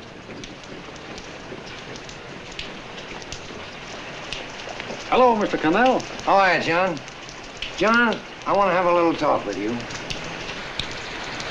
What's the matter? Are you falling? Come here. Hey, boss. Oh, quiet. Say, tell me something. Did you read the speech you're going to make tonight?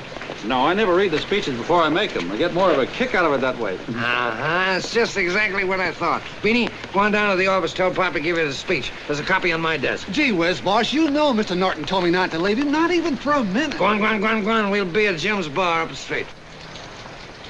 You're a nice guy, John. I like you. You're gentle. I always like gentle people. Me, I'm hard. Hard and tough. I got a use for hard people. Gotta be gentle to suit me. Like you, for instance.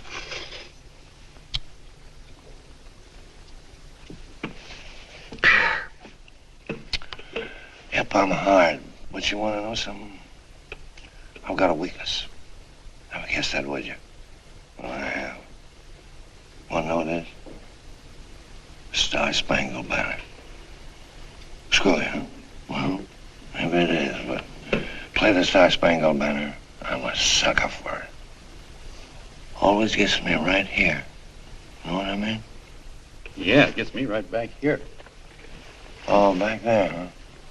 Well, every man to his own taste. You weren't old enough. You weren't old enough for the World War, were you, Jim? No, of course not. No, you must have been just kidding. I was just ripe and raring to go. You know what my old man did when I joined up?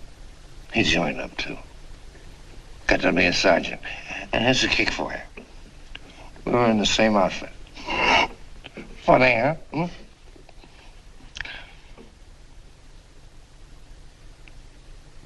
He was killed, John. I saw him get it. I was right there, and I saw it with my own eyes.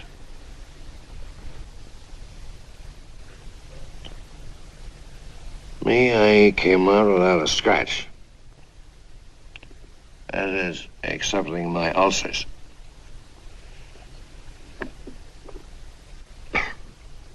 I should be drinking milk, you know. This stuff is poison. Hey, Tubby. Yes, Mr. Connell. What do you say, huh? All right. Yep, I'm a sucker for this country. I'm a sucker for the Star-Spangled Banner, and I'm a sucker for this country. I like what we got here. I like it. A guy can say what he wants and do what he wants without having a bayonet shoved through his belly. And that's all right, isn't it? You betcha. Yeah. Well, we don't want anybody coming around changing it, do we? No, sir. No, sir. And when they do, I get mad. I get boiling mad. And right now, John, I'm sizzling. I get mad for a lot of other guys besides myself. I get mad for a guy named Washington, and a guy named Jefferson, and Lincoln. Lighthouses, John. Lighthouses in a foggy world. You know what I mean? Yeah, you bet. Listen, pal. This fifth column stuff is pretty rotten, isn't it? Yeah, it certainly is. And you'd feel like an awful sucker if you found yourself marching right in the middle of it, wouldn't you? You. Of course, you wouldn't know it because you're gentle. But that's what you're doing. You're mixed up with a skunk, my boy. A no-good, dangerous skunk. Say, you're not talking about Mr. Norton, are you? I'm not talking about his grandfather's pet poodle.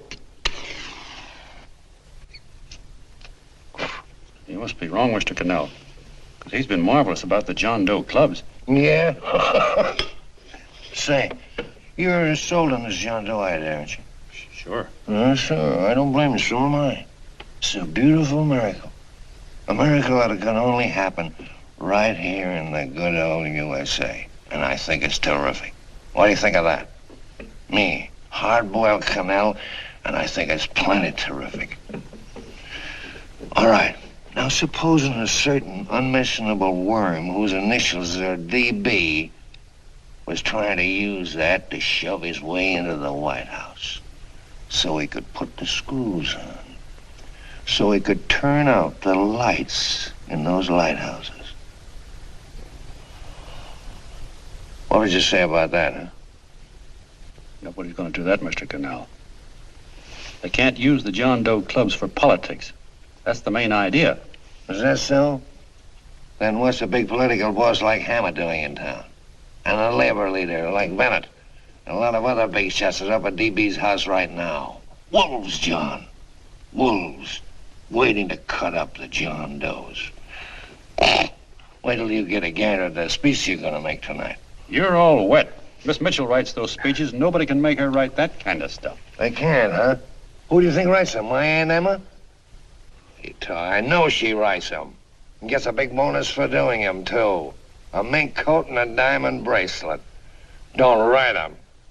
Why, that gold-grabbing dame would double-cross her own mother for a handful of Chinese yen. Shut up.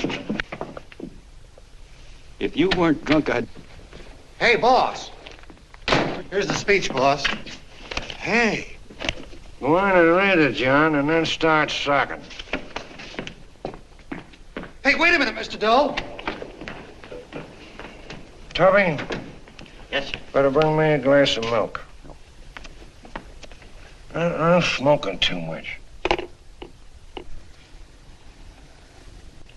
Yes, Charlie? Got everything all set? Fine. John Doe been taken care of? Good. How many people do you think will be there? 15,000? Oh, my, that's fine. Now, listen, Charlie. As soon as John Doe stops talking about me, I want you to start that demonstration. And make it a big one, you understand? Don't worry about that, DB. My boys are there. They'll take care of it. What? Yes, I'll be there 15 minutes after I get your call. Why, Mr. Doe. Where are they? In the dining room, sir.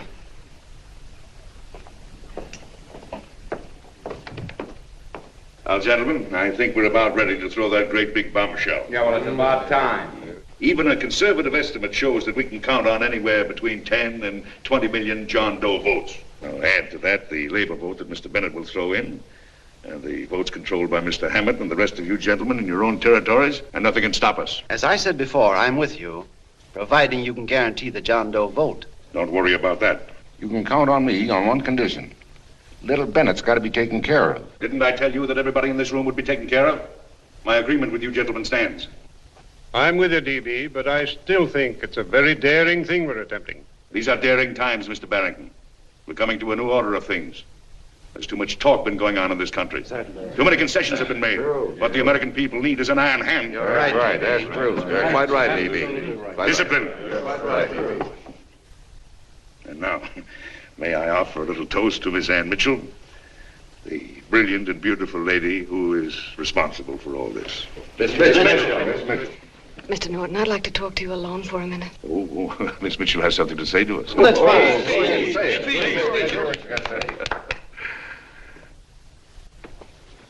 Hello.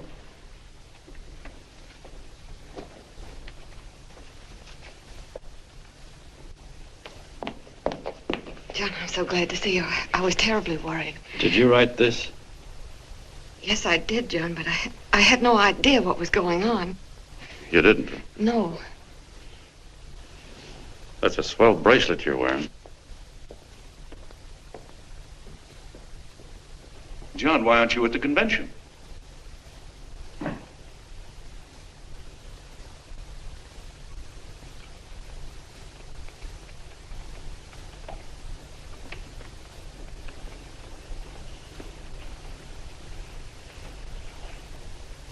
Is there anything wrong? No, nothing's wrong. Everything's fine. So there's going to be a new order of things, huh? Everybody's going to cut himself a nice fat slice of the John Does, eh? You forgot one detail, Mr. Big Shot. You forgot me, the prize stooge of the world. Why, if you or anybody else thinks he's going to use the John Doe clubs for his own rotten purpose, he's going to have to do it over my dead body. Oh, hold on a minute, young man. Hold on. That's rather big talk. I started the John Doe clubs with my money. And I'll decide whether or not they're being properly used. No, you won't. You're through deciding anything. And what's more, I'm going down to that convention and I'm going to tell those people exactly what you and all your fine feathered friends here are trying to cook up for them. And I'm going to say it in my own words this time. Stop it. You ruined us, D.B. Wait a minute, fella. My uncle wants to talk to you. Listen to me, my son. Before you lose your head completely, may I remind you that I picked you up out of the gutter and I can throw you right back there again? You've got a nerve accusing people of things. These gentlemen and I know what's best for the John Does of America, regardless of what tramps like you think. Get off that righteous horse of yours and come to your senses. You're the fake. We believe in what we're doing. You're the one that was paid the 30 pieces of silver. Have you forgotten that? Well, I haven't. You're a fake John Doe, and I can prove it. You're the big hero that's supposed to jump off tall buildings and things. Do you remember? What do you suppose your precious John Does will say when they find out that you never had any intention of doing it, that you were being paid to say so? You're lucky they don't run you out of the country. With the newspapers and the radio stations that these gentlemen control, we can kill the John Doe movement deader than a doornail. We'll do it, too, the moment you step out of line. Now, if you still want to go to that convention and shoot your trap off, you go ahead and do it.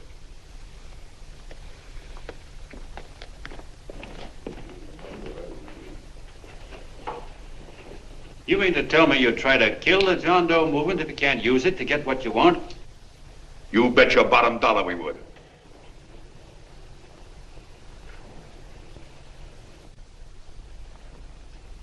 Well, that certainly is a new low.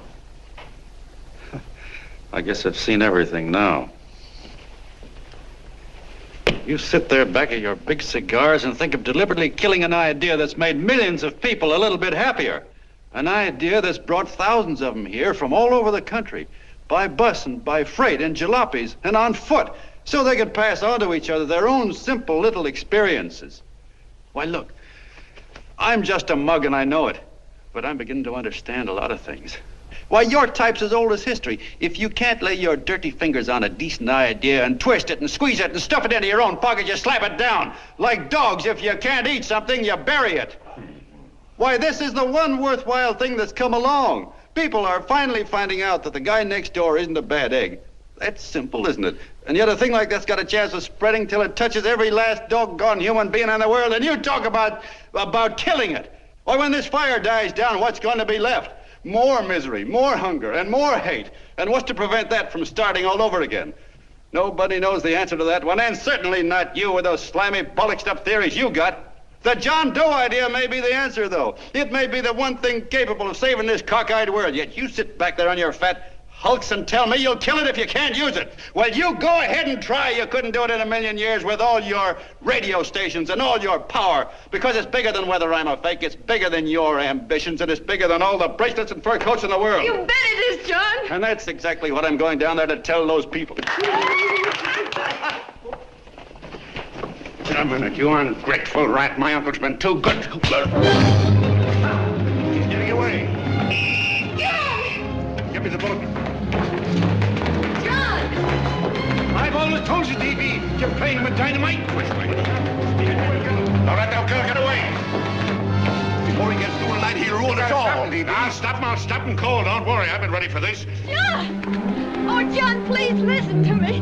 Please, I can explain everything, John. I didn't know what they were going to do. Let me go with you, John. John, please. Go ahead, driver. Ballpark.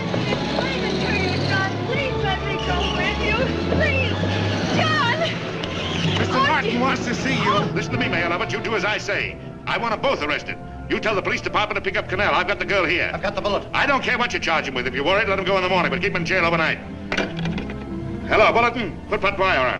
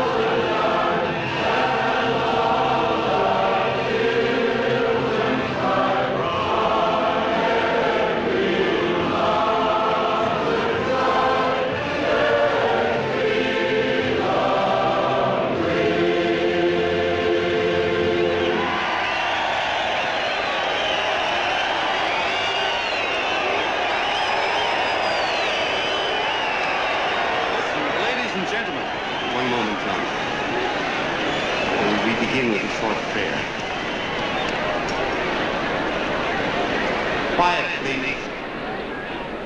Ladies and gentlemen, let us have a moment of silent prayer for the John Does all over the world, many of whom are homeless and hungry.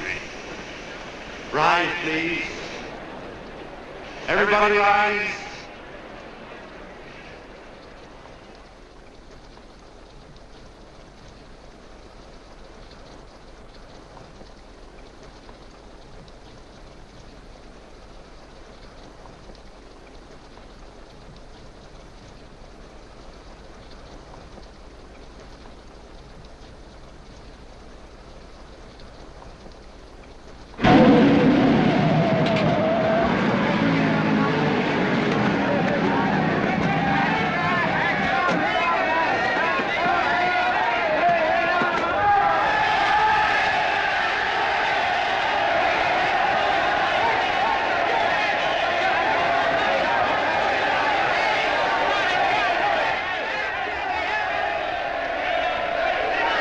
Newsboys. Hundreds of yelling newsboys are swarming into the park like locusts. They're yelling John Doe's a fake. Fake.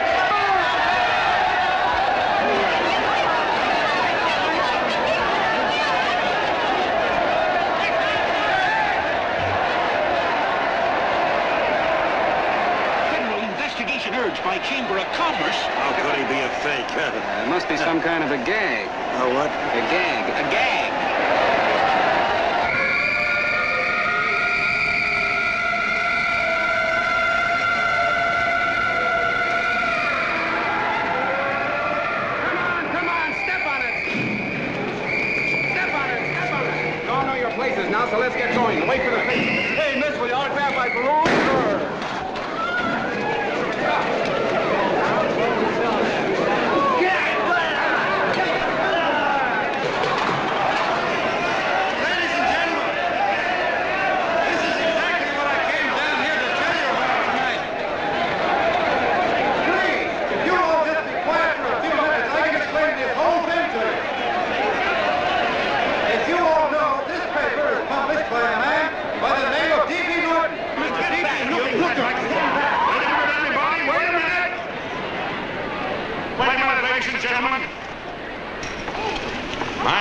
B. Norton. You all know me.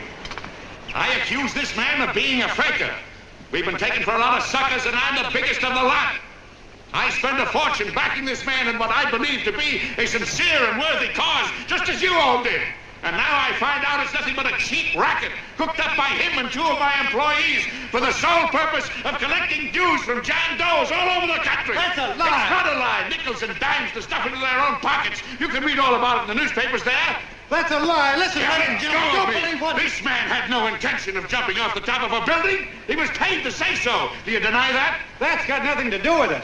Were you paid for it or weren't you? Yes, I was paid, but there happened... And what about the suicide note? You didn't write that either.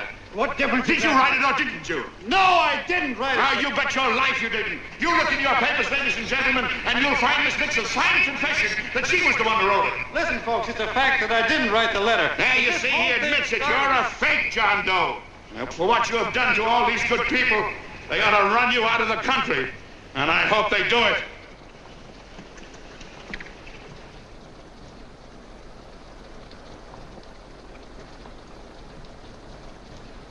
Speak up, John. We believe you. Please, listen, folks. Now that he's through shooting over his face, I've got a couple of things to tell you about. Come on, the rest of you get in here and riot. Break this crowd up. Come on. I'm sorry, folks, but we can't hear him anymore. Something's gone wrong with the loudspeakers. John Doe's a fake! Boo! They can't hear me. This thing's not working. Ladies and gentlemen.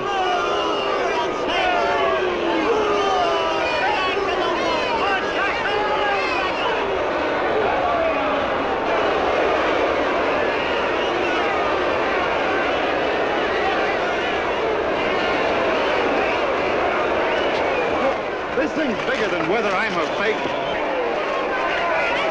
Look, Kurt, you believe me, don't you? Sure, I believe you. Walking my legs off, digging up 5,000 signatures for a phony. Well, there you are, Mr. Doe. 5,000 names asking you not to jump off any roof. It makes no difference, Bert. The idea's still good. We don't have to give up our club. Yeah, well, you can have it. They're starting to throw things. Somebody's going to get hurt. I'm afraid it'll be John Doe. Listen to that mob. I'm gonna go to him. All right, lady. Hey, what's your order? Oh, let me go. I want to go to him. Oh, please. Please let me go. They're crucifying him. I can help him. Sorry, sister, we got orders to hold... Orders from who? Can't you see it's a framer? And oh, Mother, they won't let me go. They won't let me go. Listen, folks. You gotta listen to me, everybody. Back to the jungle, you hobo! Just another racket! Stick to your clubs. We've been fed baloney so long, we're getting used to it.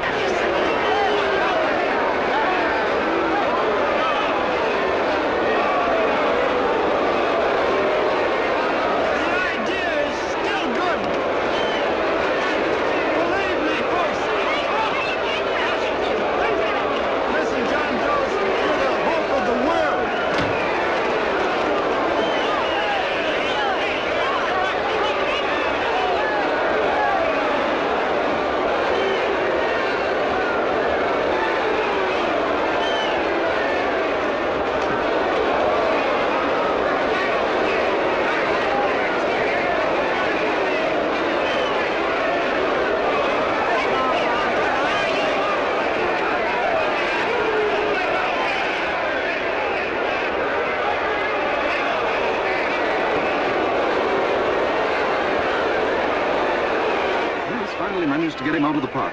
But if that boy isn't hurt, it'll be a miracle. Ladies and gentlemen, this certainly looks like the end of the John Doe movement. Well, boys, you can chalk up another one to the Pontius Pilates.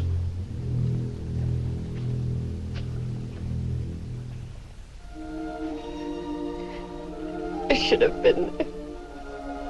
I could have helped him. He was so all alone. A lot of us are going to be mighty ashamed of ourselves after tonight. We certainly didn't give that man much of a chance.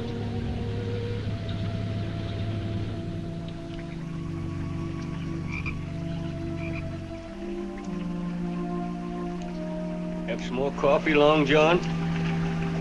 No thanks, Connell.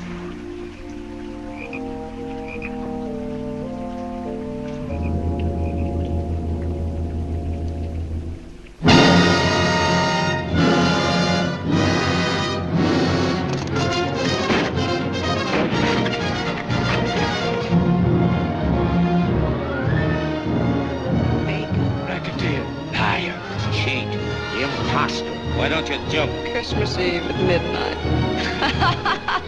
Bye, Mr. Doe. You're a wonderful man. And God bless you, my boy. Now get in there and catch.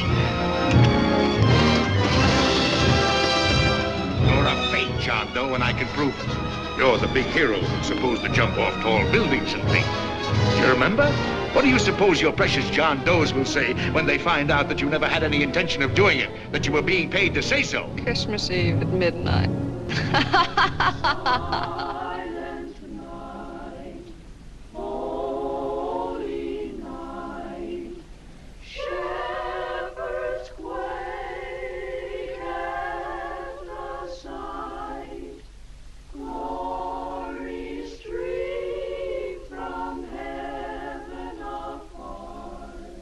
Merry Christmas, son.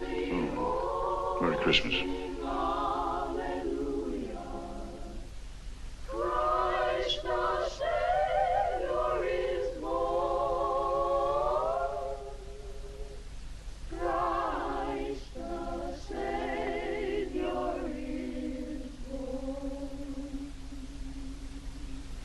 Thank you, sir.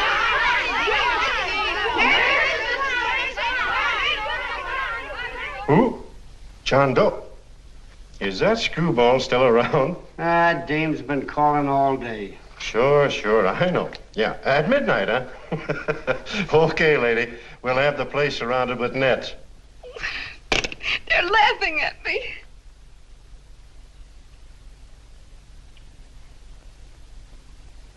You're a sick girl, Anne. You better take it easy. Whom are you calling now? You called that number not 10 minutes ago. Hello, Mr. Connell. Have you seen him yet? Now listen, Ann, he can't possibly get in without our seeing him. I'm watching the side door and the colonel's out front, so stop worrying. Oh. Thank you.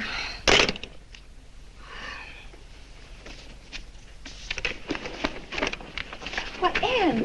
Anne, don't be foolish. If this isn't the craziest, the battiest, the looniest wild goose chase I ever heard of. Oh, shut up, Bert. Sourpuss is right. Yeah, well, if he is, I'm a banana split. That man is going to be on that roof. Don't ask me how I know. I just know, and you know it as well as I do. Sure. I'd like to believe in fairy tales, but a guy that's a fake isn't going to jump off any roof. I don't think he was any fake, not with that face. And anyway, what he stood for wasn't a fake. Okay, honey, okay.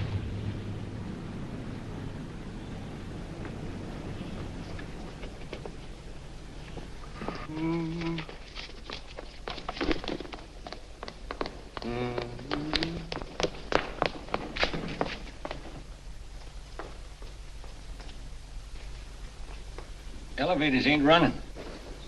Colonel, You shouldn't have got out of bed, miss. has he been here? No. Have you seen him? I ain't seen him for a week. Where's Connell? He's watching the other door. Oh, gee, you're swell. Oh. No sense in going up there. I've been here for hours. He ain't here. Let me go, will you? Now that's crazy. It's 14 floors.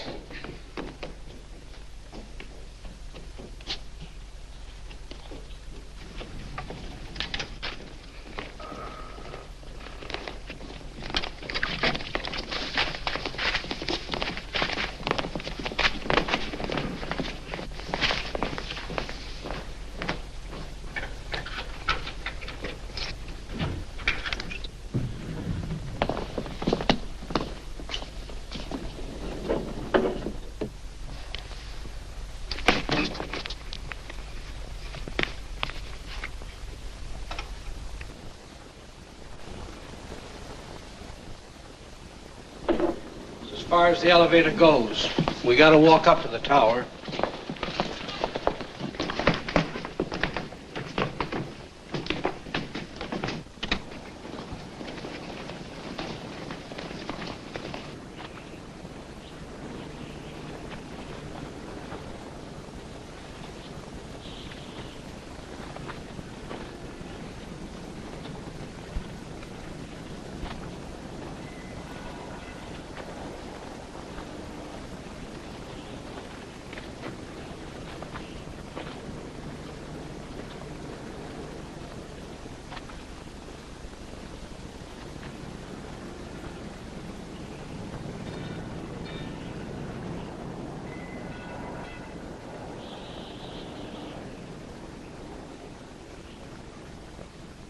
That tramp was probably full of Christmas cheer and asleep in some flop house. Let's go. I've got to decorate my tree.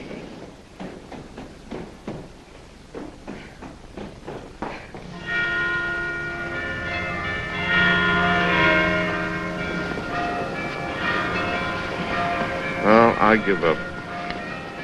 I don't know what gave us the idea that we need attempt anything like this. I guess you're right. I'm afraid the joke's on us. Let's go. I hope nobody finds out we've been here.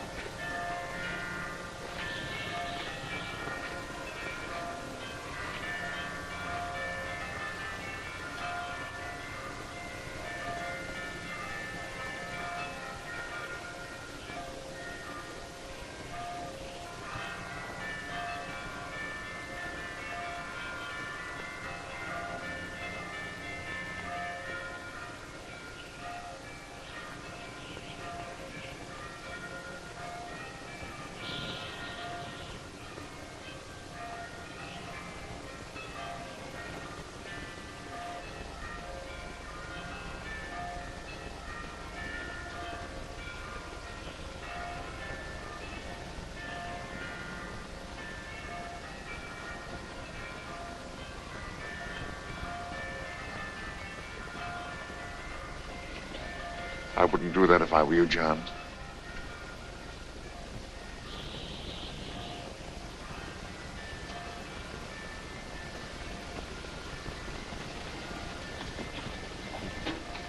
It'll do you no good. The mayor has policemen downstairs with instructions to remove all marks of identification you may have on your person. You'll be buried in Potter's Field and you will have accomplished nothing.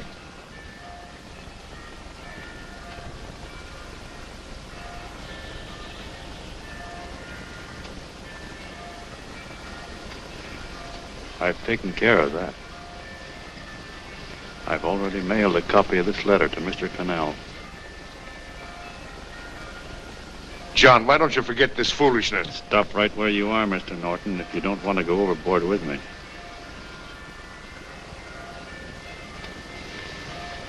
I'm glad you gentlemen are here. You killed the John Doe movement, all right. But you're going to see it born all over again.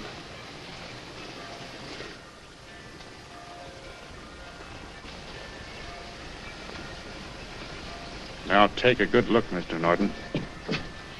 John! John! Oh, John, no, I won't let you. I love you, darling.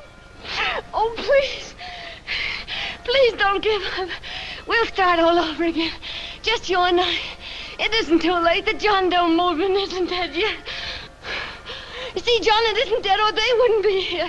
It's alive in them. They kept it alive by being afraid of. That's why they came up here. Oh, darling. Sure, it should have been killed. It was dishonest. But we can start clean now. Just you and I. It'll grow, John, and it'll grow big because it'll be honest this time. Oh, John, if it's worth dying for, it's worth living for. Oh, please, John. Oh. Oh, please, please, God, help me. John, look at me. You want to be honest, don't you? Well, you don't have to die to keep the John Doe idea alive. Someone already died for that once. The first John Doe. And he's kept that idea alive for nearly 2,000 years. It was he who kept it alive in them. And he'll go on keeping it alive forever and always. For every John Doe movement these men kill, a new one will be born. That's why those bells are ringing, John. They're calling to us. Not to give up, but to keep on fighting, to keep on pitching. Oh, don't you see, darling? This is no time to give up. You and I, John, we... Oh, no. No, John. If you die, I want to die, too. Oh, I love you. Oh, I do.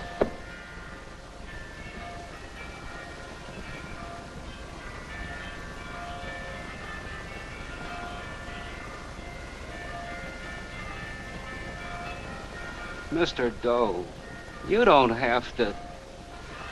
We're with you, Mr. Doe. We just lost our heads and acted like a mob. What Bert's trying to say is that we need you, Mr. Doe. There were a lot of us that didn't believe what that man said. We were going to start up our John Doe Club again, whether we saw you or not, weren't we, Bert? And there were a lot of others that were going to do the same thing. Well, Mr. Sourpuss even got a letter from his cousin in Toledo. I got it right here, Mr. Doe. Only it'd be a lot easier with you. Please. Please come with us, Mr. Doe.